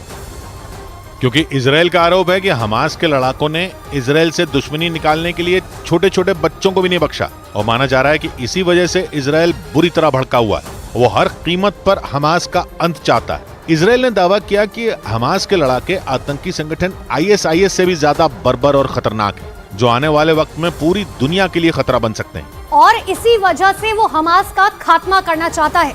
इसके साथ ही अमेरिका के रक्षा मंत्री ने भी हमास की तुलना ISIS से कर दी थी और कहा था कि हमास ने जो भी किया वो ISIS की हरकतों से भी भयावह है।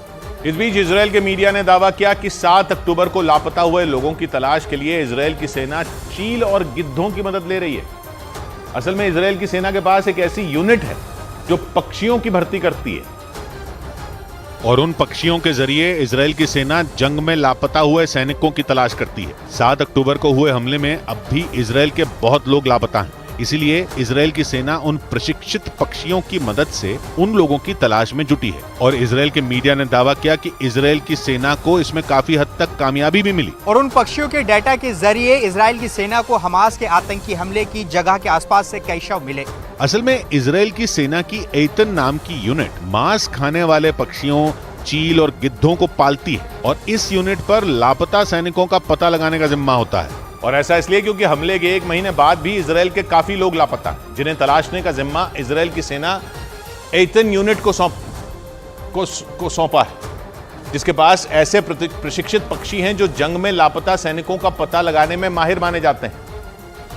और उम्मीद की गई कि 7 अक्टूबर को हुए हमले के बाद से जो लोग लापता हुए उन्हें एतन यूनिट के प्रशिक्षित पक्षी ढूंढ लेंगे, क्योंकि इजराइल पर हुए हमले को 1 महीने से ज्यादा का समय बीत चुका है और लापता लोगों के परिवारों ने इजराइल की सेना और सरकार के खिलाफ प्रदर्शन भी शुरू कर दिया, लेकिन अभी तक लापता लोगों के बारे में कोई जानकारी नहीं मिल सकी है, जिसकी वजह से इजराइल की सेना और पुलिस पर लापता लोगों को तलाश करने का दबाव बढ़ता ही जा रहा है। इजराइल के मीडिया के मुताबिक लापता लोगों की तलाश में आ रही मुश्किलों का हल तलाशने का आइडिया भी इजराइल की सेना को उसी एतन यूनिट के अधिकारियों ने ही दिया था, क्योंकि इस यूनिट में भर्ती पक्षी खोजी उपकरणों से लैस होते हैं और शवों का पता लगाने में माहिर माने जाते हैं। और यही वजह है कि ट्रैकिंग उपकरणों से लैस चील और गिद्ध जंग के बीच शवों की खोज करने में अहम भूमिका निभाते हैं। इसलिए इजराइल की सेना को उम्मीद है कि वो उनकी मदद से बहुत जल्द ही लापता हुए लोगों की तलाश पूरी कर लेगी। और हमास के हमले में लापता हुए लोगों के परिवारों के लिए भी ये बड़ी बात होगी। इजराइल के मीडिया ने दावा किया कि मांस खाने वाले इन गिद्धों और चीलों को इजराइल की सेना की एतन यूनिट ने इस तरह से प्रशिक्षित किया है कि वो युद्ध वाली जगहों पर मानव शवों की तलाश करने में माहिर हैं और पक्षियों पर लगे खोजी उपकरण उन जगहों की तस्वीरें यूनिट को भेजते हैं जहां वो पक्षी उड़ान भरते हैं और उसी डेटा के जरिए सेना उन इलाकों में शवों की तलाश करती है। इजराइल की मीडिया ने दावा किया कि 23 अक्टूबर को उनमें दुर्लभ प्रजाति की एक चील ने गाजा पट्टी के पास का डेटा भेजा था और उस डेटा के आधार पर जब इजराइल की सेना ने वहां तलाश की तो उन्हें 4 शव मिले। इसीलिए इन पक्षियों के जरिए लापता लोगों का पता लगने की उम्मीद और ज्यादा बढ़ गई और माना जा रहा है कि इसी वजह से फिलिस्तीन को यह डर सताने लगा कि इजराइल कभी भी परमाणु हमला कर सकता है, क्योंकि 7 अक्टूबर को हुए हमले के बाद इजराइल ने कसम खाई थी कि वो हमास के खात्मे तक चैन से नहीं बैठेगा। और फिलिस्तीन ने आशंका जाहिर की कि हमास के खात्मे की आड़ में इजराइल कभी भी गाजा पर परमाणु बम गिरा सकता है और अगर ऐसा हुआ तो गाजा में तबाही आ जाएगी और इजराइल उसे पूरी तरह से बर्बाद कर देगा। फिलिस्तीन ने यह भी आशंका जताई कि इजराइल के पास कई परमाणु हथियार हैं जिनका वो तबाही लाने के लिए हमास के खिलाफ जंग में इस्तेमाल कर सकता है। इसीलिए फिलिस्तीन ने इजराइल के परमाणु हथियारों की शिकायत दुनिया भर में परमाणु कार्यक्रमों पर नजर रखने वाली IAEA यानी इंटरनेशनल एटॉमिक एनर्जी एजेंसी से भी की। और इजराइल के पास परमाणु बम होने की आशंका जताते हुए फिलिस्तीन ने IAEA को चिट्ठी लिखी जिसमें उसने गुहार लगाई कि इस बात की जांच की जानी चाहिए कि इजराइल के परमाणु हथियार हैं या नहीं, क्योंकि फिलिस्तीन ने आशंका जताई कि इजराइल के पास कई परमाणु हथियार हैं और वो उनका इस्तेमाल जंग के दौरान कर सकता है। फिलिस्तीन के मीडिया के मुताबिक फिलिस्तीन के विदेश मंत्री रियाद अल मलिकी ने IAEA यानी इंटरनेशनल एटॉमिक एनर्जी एजेंसी के महानिदेशक को इस बारे में चिट्ठी लिखी जिसमें फिलिस्तीन ने IAEA से इजराइल के विनाशकारी परमाणु हथियारों की जांच की मांग उठाई। फिलिस्तीन के मीडिया के मुताबिक IAEA को लिखी चिट्ठी में फिलिस्तीन ने इजराइल के एक मंत्री के गाजा में परमाणु बम गिराने वाले बयान का भी जिक्र किया और फिलिस्तीन ने IAEA को बताया कि इजराइल के मंत्री अमीखाई एलियाहू ने कुछ दिन पहले गाजा में परमाणु बम गिराने की धमकी दी थी जिससे गाजा पर परमाणु हमले की आशंका बढ़ गई और इसीलिए फिलिस्तीन ने आशंका जताई कि इजराइल के पास परमाणु हथियार भी हो सकते हैं। फिलिस्तीन के मीडिया के मुताबिक इजराइल के मंत्री अमीखाई एलियाहू ने एक मीडिया इंटरव्यू में गाजा पर परमाणु बम गिराने की वकालत की थी। मीडिया के मुताबिक अमीखाई एलियाहू ने गाजा पर परमाणु बम गिराने को हमास के खिलाफ चल रहे युद्ध का एक विकल्प बताया था।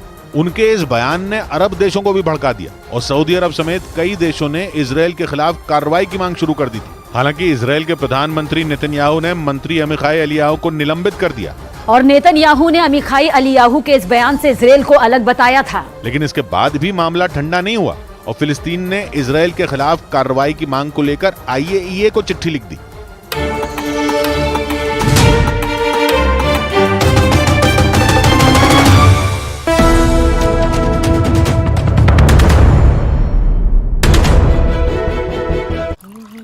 माँ, डेडलाइन तो मेरी है, तुम क्यों उठ गई इतनी जल्दी? मैं नहीं कर पाऊंगी ये सब अपने बच्चों के लिए। पहले ना मैं भी यही कहती थी। प्यार से चाय बनाते, प्यार से रिश्ते निभाते। वाघ बकरी चाय हमेशा रिश्ते बनाए। ये नया इंडिया, नए नजरिए का इंडिया जहां लोगों का नंबर 1 भरोसा बनता है वो जो उनके मुद्दे उनकी आवाज निडर होकर उठाता है, लोगों की नंबर 1 पसंद बनता है वो जो सिर्फ रफ्तार नहीं जिम्मेदारी पर भी विश्वास रखता है। देश का नंबर 1 न्यूज चैनल बनता है वो जो देश हित और जनहित दोनों को सर्वोपरि समझता है। न्यूज़ 18 इंडिया, नए इंडिया का नया नंबर 1 न्यूज चैनल। मैंने फैन से पूछा था कि कौन से वेलनेस ड्रिंक की रेसिपी जानना चाहेंगे एंड दे चोज मसाला चाय। हमें इनकी कोई जरूरत नहीं है, मैं सारे इंग्रेडिएंट्स यहाँ हैं। 7 मसालों की गुडनेस जो बढ़ाए आपकी वेलनेस। परफेक्ट मसाला चाय अब कोई भी बना पाए। वाघ बकरी स्पाइस टी।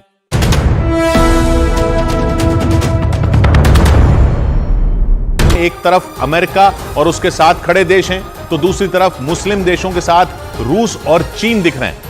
यही नहीं, मुस्लिम देश अपनी एकजुटता दिखाने और अपनी आगे की रणनीति बनाने के लिए अहम बैठक करने वाले हैं।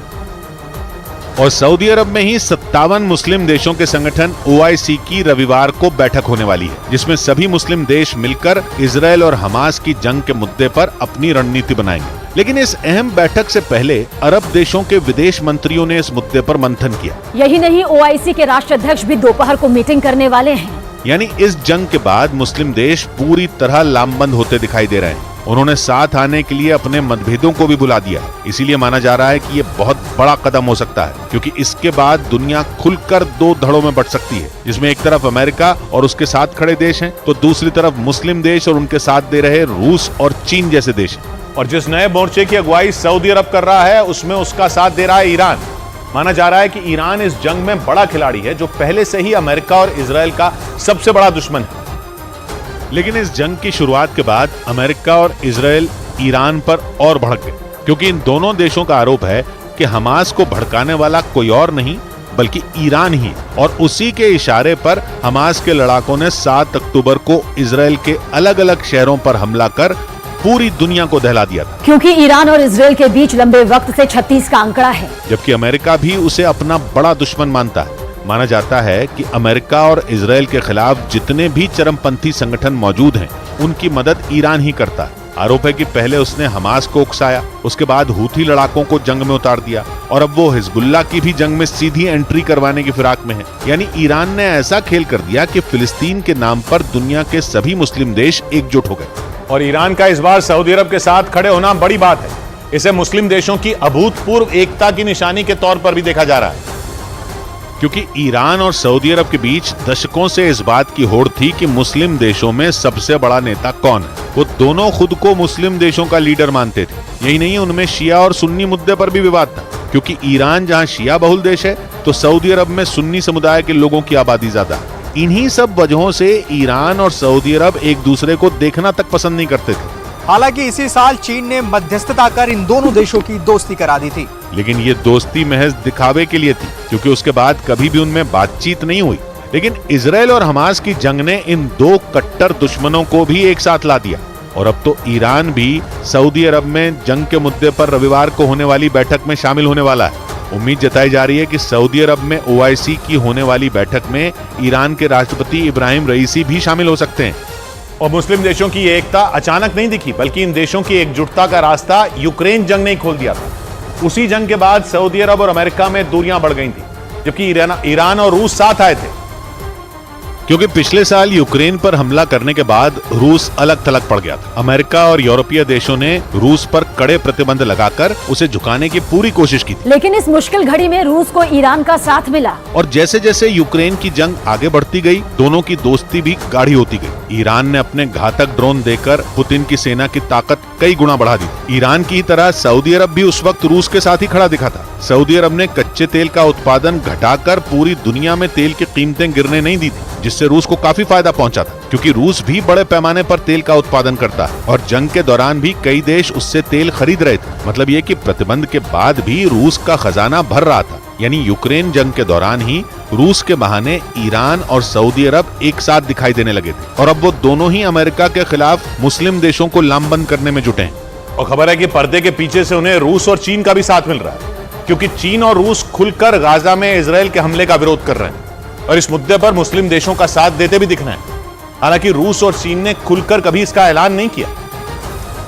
लेकिन यूक्रेन जंग के बाद रूस और अमेरिका के बीच जो तनातनी बढ़ी, उसे हमास और इजराइल की जंग ने और बढ़ा दिया, क्योंकि रूस ने गाजा में इजराइल के हमले की खुलकर आलोचना की, जिसके बाद चीन ने भी फिलिस्तीन का साथ देना शुरू किया। इस वजह से पश्चिम एशिया में इजराइल और अमेरिका के खिलाफ माहौल बनना शुरू हो गया और दुनिया दो धड़ों में बढ़ती नजर आने लगी, जिसमें एक तरफ पश्चिम एशिया के मुस्लिम देशों के साथ रूस और चीन खड़े दिखाई दे रहे हैं, तो दूसरी तरफ अमेरिका, इजराइल, ब्रिटेन, दक्षिण कोरिया और यूरोप के देशों ने मोर्चा संभाल रखा है, जिसका सीधा मतलब ये हुआ कि दुनिया दो धड़ों में बढ़ती नजर आ रही है, क्योंकि दावा है कि मुस्लिम देश अब एक मंच पर आ चुके हैं और उन्हें रूस और चीन जैसे ताकतवर देशों का भी साथ मिल रहा है। हालांकि रूस और चीन पहले से ही अमेरिका के खिलाफ हैं। ऊपर से तुर्की ने मुस्लिम देशों से एकजुट होने की अपील कर अमेरिका की टेंशन बढ़ा दी, क्योंकि तुर्की एक नेटो देश है और तुर्की का हमास के लिए समर्थन जुटाने का मतलब नेटो में फूट पड़ना है।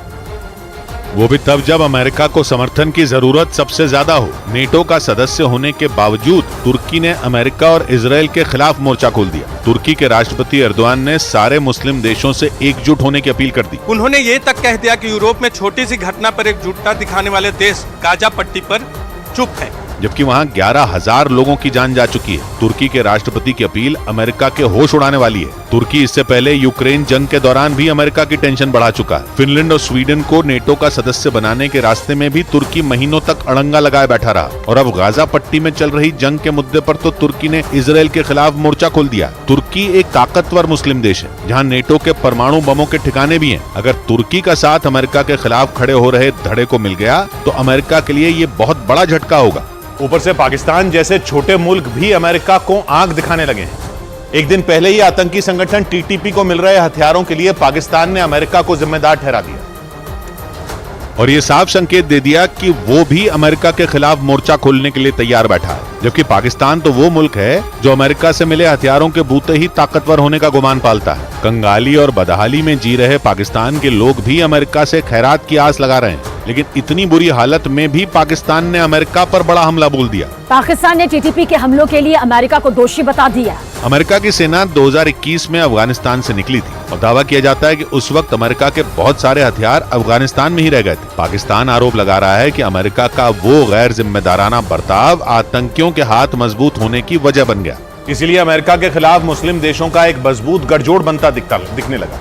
एक ऐसा गठजोड़ जिसमें शिया देश भी हैं और सुन्नी देश भी हैं, कमजोर देश भी हैं और ताकतवर देश भी हैं, बड़े देश।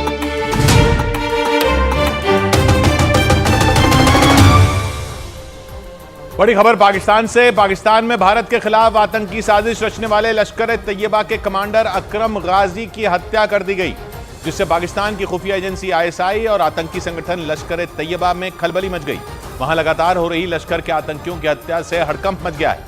हालात ऐसे हो चुके हैं कि वहां मौजूद आतंकियों को अपनी जान जाने का खतरा सताने लगा है। पाकिस्तान के मीडिया के मुताबिक खैबर पख्तूनख्वा के बाजौर इलाके में कुछ हमलावरों ने लश्कर के कमांडर अकरम गाजी को गोली मारी। खुफिया एजेंसियों के मुताबिक अकरम गाजी 2018 से 2020 तक लश्कर के कई आतंकी हमलों में शामिल रहा है। अकरम गाजी लश्कर के टॉप कमांडर हाफिज सईद के सबसे करीबी लोगों में एक माना जाता था। इसलिए माना जा रहा है कि उसकी हत्या के बाद आतंकी संगठन लश्कर-ए-तैयबा को तगड़ा झटका लगा है। जानकारी के मुताबिक अकरम गाजी को कुछ हमलावरों ने गोली मारकर मौत के घाट उतार दिया। वो भारत के मोस्ट वांटेड आतंकियों की लिस्ट में शामिल था और उस पर भारत के अंदर कई आतंकी घटनाओं को अंजाम देने के आरोप भी लगे, जिनकी वजह से भारतीय सुरक्षा एजेंसियों को लंबे वक्त से उसकी तलाश थी। पाकिस्तानी मीडिया के मुताबिक मोटरसाइकिल पर आए कुछ हमलावरों ने पाकिस्तान के खैबर पख्तूनख्वा में मौजूद बाजौर इलाके में उसके सिर पर गोली मारी, जिससे उसकी मौत हो गई। हालांकि इस हमले की जिम्मेदारी अब तक किसी ने भी नहीं ली। मतलब अकरम गाजी को किसने मरवाया, किसने उसके खिलाफ प्लानिंग की और किस तरह उसे अंजाम दिया गया, इसकी कोई जानकारी न तो खैबर पख्तूनख्वा की पुलिस के पास है और न ही पाकिस्तान की खुफिया एजेंसी ISI के पास। और माना जा रहा है कि इसी बात से आतंकी संगठन लश्कर-ए-तैयबा में हड़कंप मच गया। ऐसा इसलिए क्योंकि लश्कर-ए-तैयबा का ये कमांडर उसके सरगना हाफिज सईद का करीबी बताया जाता था और माना जाता है कि उसने कई साल तक हाफिज सईद के राइट हैंड की तरह काम किया। मतलब एक तरह से वो आतंकी संगठन लश्कर-ए-तैयबा के सबसे अहम लोगों में एक था, जिसे अचानक मोटरसाइकिल पर आए हमलावरों ने मौत के घाट उतार दिया। और इस घटना ने लश्कर के टॉप कमांडरों के भी होश उड़ा दिए, क्योंकि वो समझ ही नहीं पाए कि आखिर किसने उनके सबसे अहम कमांडरों में एक अकरम गाजी की इस तरह से हत्या कर दी। दावा किया गया कि इस हत्या के बाद पाकिस्तान से काम करने वाला आतंकी संगठन लश्कर-ए-तैयबा बुरी तरह बौखलाया हुआ है, क्योंकि वो इस गुत्थी को सुलझा ही नहीं पा रहा कि आखिर उसका दुश्मन है कौन। खबर तो ये भी है कि वो इस हमले के बाद पाकिस्तान की खुफिया एजेंसी ISI से भी भिड़ गया, क्योंकि ये बात तो सारी दुनिया जानती है कि पाकिस्तान में बैठे आतंकवादियों को पालने पोसने का काम वहां की खुफिया एजेंसी ISI ही करती है।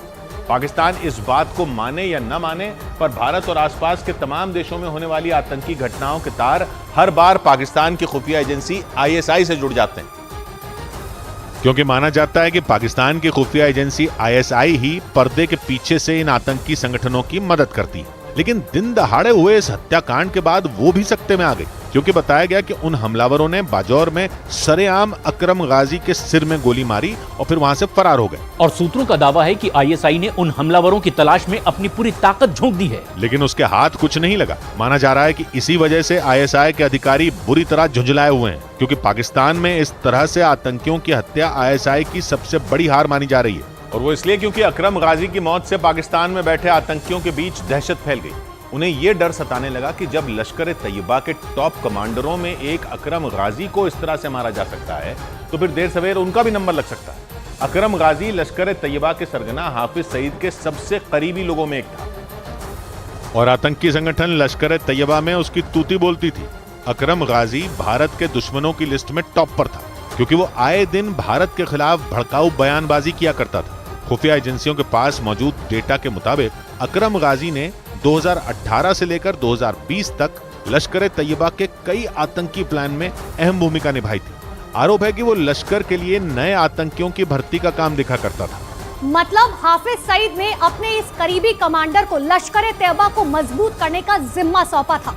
और दावा है कि वो ही युवाओं को बरगलाने और उनका ब्रेन वॉश करने की जिम्मेदारी संभालता था।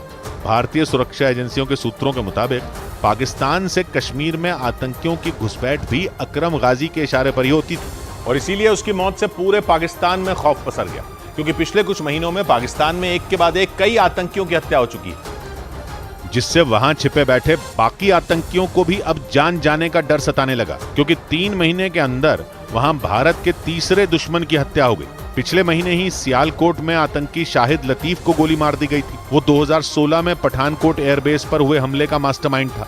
इससे पहले 6 मई को लाहौर में कुछ लोगों ने खालिस्तान समर्थक परमजीत सिंह पंजवार को छलनी कर दिया था। वहीं 4 मार्च को मोस्ट वांटेड आतंकी सैयद नूर शलोबर पर भी गोलियां चली थी। इससे पहले 26 फरवरी को आतंकी संगठन अल बद्र के पूर्व कमांडर सैयद खालिद रजा को भी इसी तरह मार दिया गया था और 20 फरवरी को हिजबुल मुजाहिदीन के बशीर अहमद पीर पर भी फायरिंग की गई थी। मतलब पिछले 9 महीनों में पाकिस्तान में मौजूद कई आतंकियों को गोली मारकर मौत की नींद सुला दिया गया, जिससे वहां मौजूद आतंकी संगठन समेत पाकिस्तान की खुफिया एजेंसी ISI का भी सिर चकरा गया।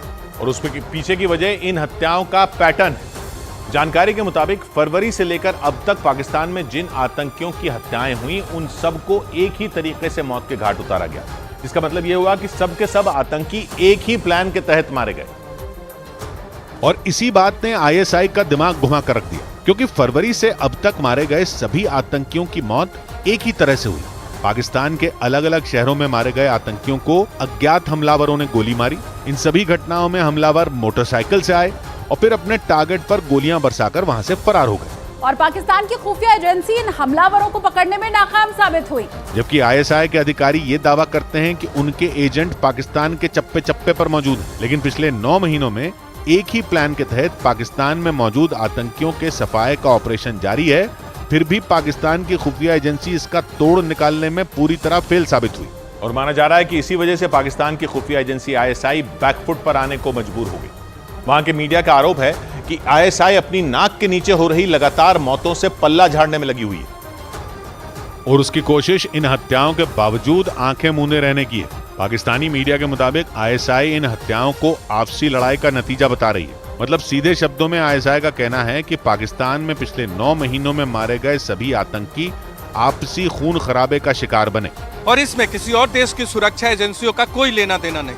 हालांकि इस मामले में ISI की तरफ से पहले भी ये बयान दिया गया था कि वहां कुछ उपद्रवी संगठन गुरिल्ला वॉर पर उतर आए हैं। मतलब वो आपस में ही एक दूसरे को खत्म करने पर तुले हुए हैं। लेकिन उसकी इस सफाई में दम नजर नहीं आता, क्योंकि वहां मारे गए सभी आतंकी पाकिस्तान के पड़ोसी देशों की हिट लिस्ट पर थे। दूसरी बात यह कि उन सभी की हत्याओं का पैटर्न एक सा था। हालांकि ISI ये मानने के लिए राजी नहीं कि किसी ने उसकी नाक के नीचे उसकी आतंकी फैक्ट्री को तबाह करना शुरू कर दिया, क्योंकि अगर उसने ये बात मान ली तो फिर उस पर भी सवाल खड़े हो जाएंगे। बड़ी खबर आई पूर्वी एशिया से। वहां जंग का एक नया मैदान तैयार होता दिख रहा है। ऐसा इसलिए क्योंकि दक्षिण कोरिया ने दावा किया कि रूस और उत्तर कोरिया के बीच तगड़ी खेमेबंदी चल रही है। दावा किया गया कि पुतिन ने किम जोंग उन को स्पाई सैटेलाइट यानी जासूसी करने वाली सैटेलाइट बनाने के लिए रूस की तकनीक दे दी है और इस सैटेलाइट को बनाने में वो उत्तर कोरिया की भरपूर मदद कर रहे हैं। अगर उत्तर कोरिया ने यह सैटेलाइट बना ली तो उसके तीनों दुश्मनों अमेरिका, दक्षिण कोरिया और जापान के लिए बड़ी मुसीबत खड़ी हो जाएगी। इसलिए अमेरिका के विदेश मंत्री आनंद फानन में दक्षिण कोरिया पहुंच गए ताकि दुनिया के इस इलाके में हालात अमेरिका के काबू में रहें, क्योंकि रूस और उत्तर कोरिया जैसे अमेरिका के दुश्मनों की गहरी होती दोस्ती उसके लिए बेहद घातक साबित हो सकती है। और अभी अमेरिका बुरी तरह इजराइल और हमास की जंग में उलझा हुआ है। मगर इस बीच अमेरिका के दोस्त दक्षिण कोरिया ने यह चेतावनी देकर उसकी टेंशन और बढ़ा दी कि रूस उत्तर कोरिया को जासूसी करने वाली सैटेलाइट बनाने में मदद कर रहा है। क्योंकि स्पाई सैटेलाइट बनाकर किम जोंग उन सबसे पहले दक्षिण कोरिया और अमेरिका की ही जासूसी कर सकते हैं, और ऐसा हुआ तो अमेरिका और दक्षिण कोरिया की उत्तर कोरिया के खिलाफ सारी की सारी प्लानिंग धरी की धरी रह जाएगी। दक्षिण कोरिया के पास खुफिया जानकारी है कि रूस उत्तर कोरिया को जासूसी करने वाली सैटेलाइट बनाने और उसके लॉन्च में पूरी मदद दे रहा है। इसलिए दक्षिण कोरिया का अनुमान है कि उत्तर कोरिया बहुत जल्द अंतरिक्ष में अपनी सैटेलाइट लॉन्च करने वाला है और इस बार उसका वो हश्र नहीं होने वाला जो पिछली 2 बार हुआ, क्योंकि इस बार खुद पुतिन किम जोंग उन के कंधे पर हाथ रखकर खड़े हैं और रूस की सैटेलाइट तकनीक काफी आधुनिक है।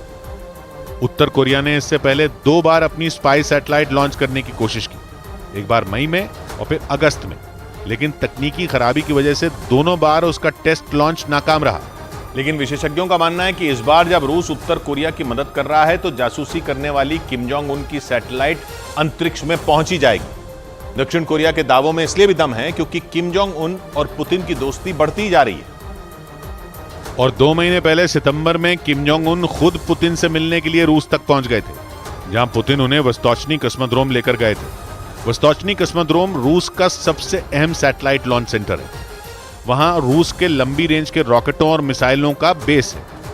किम को सैटेलाइट लॉन्च सेंटर दिखाते दिखाते पुतिन ने यह ऐलान तक कर दिया था कि वो उत्तर कोरिया की सैटेलाइट बनाने में मदद करेंगे।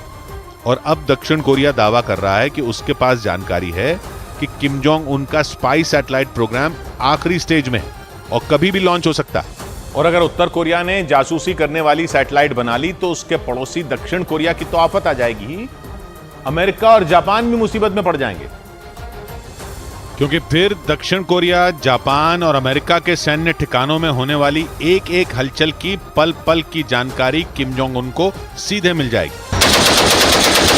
क्योंकि जासूसी करने वाली सैटेलाइट पृथ्वी की कक्षा में रहते हुए उसके चक्कर लगाती है और दुश्मन देश के हर अहम ठिकाने की तस्वीर खींचकर अपने देश को भेजती है। और दक्षिण कोरिया और जापान दोनों ही देशों में अमेरिका के सैन्य अड्डे हैं। ऐसे में अगर कल को जंग छिड़ गई तो किम जोंग उन को पता होगा कि अमेरिका, जापान या दक्षिण कोरिया में अपनी मिसाइल कहां गिरानी है। और उत्तर कोरिया अपने मिसाइल प्रोग्राम को धार देने में लगा है। वो आए दिन मिसाइल टेस्ट पर मिसाइल टेस्ट करता रहता है। मतलब इजराइल और हमास की जंग की वजह से पूरी दुनिया की नजरें पश्चिम एशिया पर टिकी हैं, मगर जो पूर्वी एशिया फिलहाल फोकस में नहीं है, वहां साजिशों का ऐसा जाल बुना जा रहा है कि जंग का अगला बम वहीं फट सकता है। कोई छोटा मोटा बम नहीं, बल्कि परमाणु बम।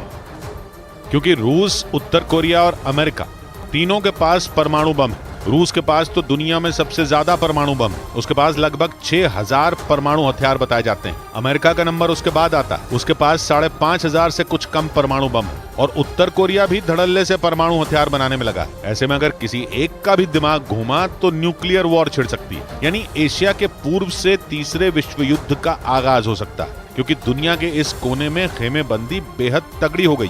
पहली टीम में अमेरिका, जापान और दक्षिण कोरिया, दूसरी टीम में उत्तर कोरिया के साथ रूस खड़ा हो गया। रूस की अमेरिका से भी लड़ाई है और जापान से भी दुश्मनी, और चीन तो पहले से ही उत्तर कोरिया के साथ है। पहले खेमे में अकेले अमेरिका के पास ही परमाणु हथियार है। जापान और दक्षिण कोरिया के पास न्यूक्लियर बम नहीं है, लेकिन उत्तर कोरिया, रूस और चीन की टीम में तीनों के तीनों परमाणु बमों के मालिक हैं। इस वजह से अमेरिका, जापान और दक्षिण कोरिया के खिलाफ रूस, चीन और उत्तर कोरिया वाले दूसरे खेमे का पलड़ा भारी नजर आता है। मगर रक्षा विशेषज्ञों का मानना है कि रूस, चीन और उत्तर कोरिया की इस तिकड़ी को करीब लाने वाला भी अमेरिका ही है, क्योंकि दुनिया के 2 गुटों में बंटने का यह सारा खेल रूस और यूक्रेन की जंग से तेज हुआ। क्योंकि रूस के यूक्रेन पर हमला करते ही अमेरिका ताल ठोककर उसके साथ खड़ा हो गया था। उसने यूक्रेन को रूस से लड़ने के लिए एक से बढ़कर एक हथियार दिए। चीन पहले ही अमेरिका का दुश्मन है। ऐसे में अमेरिका का रूस के खिलाफ आग उगलना चीन को रूस के करीब ले गया और रूस और चीन की दोस्ती मजबूत हो गई। उत्तर कोरिया के साथ रूस के रिश्ते बढ़ने की वजह भी यही रही। ऊपर से अमेरिका और उसके साथी देशों ने रूस पर प्रतिबंध लगाकर उसके हथियारों की सप्लाई रोकने की कोशिश की, तो पुतिन ने किम जोंग उन से उम्मीद पाल ली। अमेरिका का दावा है कि उत्तर कोरिया लगातार रूस को गोला बारूद दे रहा है ताकि वो यूक्रेन में लड़ सके। माना जा रहा है कि उत्तर कोरिया से मिले उन हथियारों के बदले ही रूस उत्तर कोरिया की स्पाई सैटेलाइट बनाने में मदद कर रहा है। इसलिए अमेरिका के विदेश मंत्री एंटनी ब्लिंकन आगे की रणनीति तैयार करने के लिए दक्षिण कोरिया पहुंच गए।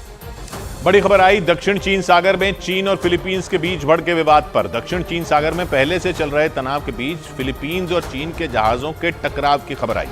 खबर है कि चीन की तरफ से फिलीपींस के जहाज पर हमला किया गया। दक्षिण चीन सागर में चीन का कई देशों के साथ सीमा विवाद चल रहा है, जिनमें फिलीपींस भी शामिल है। और अहम यह है कि इस बार फिलीपींस के साथ अमेरिका, जापान और दक्षिण कोरिया के अलावा ब्रिटेन भी चीन की घेरेबंदी में जुटा दिख रहा है। ये सभी देश दक्षिण चीन सागर में जंग की तैयारियों में जुटे दिख रहे हैं और इन्होंने एक बड़ा अभ्यास शुरू किया है जो सीधे सीधे चीन को उकसाने वाला है, जिसका सीधा मतलब यह है कि समंदर में किसी भी वक्त नई जंग छिड़ सकती है, क्योंकि दक्षिण चीन सागर में एक बार फिर से चीन और फिलीपींस के बीच जंग की तलवारें खिंच गईं। खबर है कि दक्षिण चीन सागर में चीन और फिलीपींस के जहाज आमने सामने आ गए। और फिलीपींस के मीडिया के मुताबिक दक्षिण चीन सागर में चीन के जहाजों से उसके देश के जहाजों पर हमले किए गए। फिलीपींस ने दावा किया कि उसके जहाजों पर खतरनाक तरीके से पानी की बौछारें की गई, जिससे उसके जहाजों के साथ बड़ी दुर्घटना भी हो सकती थी। फिलीपींस के मुताबिक उसके जहाजों पर हमला दक्षिण चीन सागर में मौजूद स्प्रैटली आइलैंड्स के पास किया गया, और दक्षिण चीन सागर में मौजूद स्प्रैटली आइलैंड्स उन विवादित हिस्सों में एक हैं जिन्हें चीन, ताइवान, वियतनाम और फिलीपींस अपना बताते हैं, लेकिन चीन अपनी ताकत के दम पर दूसरे देशों को दबाने की कोशिश करता है। इसी आइलैंड्स के करीब अपने जहाजों पर हुए हमले का विरोध फिलीपींस ने बीजिंग में अपने दूतावास के जरिए करा दिया। इसके साथ ही फिलीपींस के आरोप के बाद दक्षिण चीन सागर में दोनों देशों के बीच तकरार और ज्यादा बढ़ गई। और दक्षिण चीन सागर में चीन और फिलीपींस की भिड़ंत पहली बार नहीं हुई, बल्कि इससे पहले भी कई बार दोनों देशों के कोस्ट गार्ड की टक्कर हो चुकी है। फिलीपींस ने पिछले महीने ही आरोप लगाया था कि चीन के कोस्ट गार्ड के एक जहाज ने उसकी एक सप्लाई बोट पर जानबूझकर टक्कर मार दी थी, और उस समय हुई उस घटना के बाद दक्षिण चीन सागर में दोनों देशों के बीच तल्खी बढ़ गई थी। फिलीपींस ने उस वक्त हुई उस घटना का एक वीडियो भी जारी किया था, जिसमें चीन का एक जहाज फिलीपींस के एक जहाज के बिल्कुल करीब पहुंचता नजर आया था। उस दौरान दोनों जहाजों की टक्कर होते होते बची थी। और इससे पहले जुलाई महीने में भी चीन के कोस्ट गार्ड पर फिलीपींस के जहाज पर पानी की बौछार करने का आरोप लगा था, और उसके कुछ दिन बाद चीन ने बैरियर लगाकर फिलीपींस के मछुआरों को दक्षिण चीन सागर में घुसने से रोकने की कोशिश की थी। यानी चीन की इन हरकतों से साफ है कि वो दक्षिण चीन सागर में अपना प्रभुत्व बनाना चाहता है। वहीं समंदर में फिलीपींस के जहाजों से भिड़ंत के आरोपों पर चीन की सफाई भी सामने आई। चीन के कोस्ट गार्ड ने उल्टे फिलीपींस पर आरोप लगा दिया कि उसके जहाज अवैध तरीके से चीन के समुद्री सीमा में घुसने की कोशिश कर रहे थे, क्योंकि दक्षिण चीन सागर में मौजूद स्प्रैटली आइलैंड्स पर चीन अपना दावा जताता है, और जब फिलीपींस के जहाज स्प्रैटली आइलैंड्स के पास से गुजरने लगे तो उसने उसके जहाजों पर पानी की बौछार कर दी। चीन के कोस्ट गार्ड के मुताबिक फिलीपींस के माल ढोने वाले 2 जहाज और उसके कोस्ट गार्ड के 3 जहाज उसकी सीमा में घुसने की कोशिश कर रहे थे, जिसे पानी की बौछार करके रोक दिया गया। इसके साथ ही चीन के तटरक्षक बल ने फिलीपींस की कार्रवाई को उकसाने वाला बताया और फिलीपींस से दोबारा ऐसी हरकत न करने की अपील भी की। यही नहीं, दक्षिण चीन सागर में हुई तकरार के बाद फिलीपींस ने चीन को सबक सिखाते हुए उसके रेल प्रोजेक्ट को रद्द कर दिया। फिलीपींस के मीडिया के मुताबिक वहां की सरकार ने इन प्रोजेक्ट के लिए फंडिंग रोक दी, और फिलीपींस के इस फैसले को दक्षिण चीन सागर में स्प्रैटली आइलैंड्स के पास दोनों देशों के बीच हुए तनाव से जोड़कर देखा गया। फिलीपींस के मीडिया के मुताबिक फिलीपींस की सरकार ने चीन की 3 रेल परियोजनाओं की फंडिंग रोक दी। फिलीपींस में ये रेल परियोजनाएं $490 करोड़ यानी भारतीय रुपयों में 40,000 करोड़ रुपए से ज्यादा की थी। यही नहीं, खबर ये भी है कि फिलीपींस ने सड़क निर्माण में भी चीन की कंपनियों पर प्रतिबंध लगा दिया, और फिलीपींस ने अपने यहाँ चल रही परियोजनाओं को पूरा करने के लिए एशियाई देशों के साथ चर्चा भी शुरू कर दी। यही नहीं, चीन से निपटने के लिए फिलीपींस ने अपनी सैन्य ताकत भी बढ़ानी शुरू कर दी, और उसकी ताकत बढ़ाने में उसे जापान से मदद मिल रही है। फिलीपींस के मीडिया के मुताबिक जापान ने फिलीपींस को कई रेडार सिस्टम भेजे हैं, और दावा यह भी किया गया कि जापान से मिले ये रेडार कई मायनों में फिलीपींस के लिए फायदेमंद साबित हो सकते हैं, क्योंकि जापान के इस रेडार सिस्टम से फिलीपींस अपनी सीमा में आने वाले कई लड़ाकू विमानों और बैलिस्टिक मिसाइलों का पता लगा सकेगा। और जापान ने यह भी दावा किया कि इस रेडार का इस्तेमाल वो एयर सेल्फ डिफेंस के लिए कर भी रहा है। यही नहीं, जापान ने फिलीपींस की नौसेना के लिए भी एक रेडार सिस्टम दिया, जो फिलीपींस की समुद्री सीमा की निगरानी करने और उसकी सुरक्षा को मजबूत करने में मदद करेगा। जापान से रेडार सिस्टम के मिलने के बाद फिलीपींस दक्षिण चीन सागर में डटकर चीन को करारा जवाब दे सकता है, और चीन का मुकाबला करने के लिए फिलीपींस ने समंदर के अंदर युद्ध के अभ्यास की तैयारी शुरू कर दी। फिलीपींस के इस कोस्टल ड्रिल में उसके दोस्त अमेरिका और जापान समेत 5 देशों की नौसेना शामिल है, और समंदर में फिलीपींस की उसके दोस्त देशों के साथ ये ड्रिल चीन के लिए मुश्किल खड़ी कर सकती है, क्योंकि दक्षिण चीन सागर में चीन बार बार फिलीपींस को अपनी हेकड़ी दिखाने से बाज नहीं आ रहा। इसीलिए फिलीपींस दक्षिण चीन सागर में अपनी ताकत बढ़ाने में जुट गया, ताकि जरूरत पड़ने पर चीन को सबक सिखाया जा सके। समंदर के अंदर इस युद्धाभ्यास में फिलीपींस के साथ अमेरिका, जापान, दक्षिण कोरिया और ब्रिटेन की नौसेना शामिल है। फिलीपींस की नौसेना के मुताबिक इस अभ्यास का मकसद दक्षिण चीन सागर में उसकी ताकत को बढ़ाना है। इधर कारोबारी हफ्ते के आखिरी दिन बाजार मामूली बढ़त के साथ बंद हुआ। इस दौरान सेंसेक्स में 72 अंकों की तेजी रही। हालांकि आईटी और ऑटो सेक्टर के शेयरों पर दबाव रहा, लेकिन मेटल और रियल्टी के शेयरों में सबसे ज्यादा तेजी देखी गई। मिड कैप और स्मॉल कैप शेयरों का प्रदर्शन भी अच्छा रहा, जिससे बॉम्बे स्टॉक एक्सचेंज का सेंसेक्स 72 अंक चढ़कर 64,905 पर बंद हुआ, जबकि निफ्टी 30 अंकों की बढ़त के साथ 19,425 के स्तर पर पहुंच गया। और शेयर बाजार की खबर तो आपको कई जगह मिल जाएगी, लेकिन शेयर बाजार का एक्सपर्ट आपको बनाएगा सिर्फ मनी कंट्रोल प्रो। आप बड़े हैं जो कहते हैं ठीक है, पर आप बड़े हैं जो कहते हैं ठीक है, पर साबुत मक्खी हम न निगलने वाले। तो बात की एक बात कही कमलेश ने, ध्यान लगाकर सुनता उड़ने की बातें, लगता उसके पंख निकलने वाले। मिलते हैं सोमवार को, घड़ी जब इशारा करेगी 9 बजे रात का, और फिर होगा 100 बात की एक बात।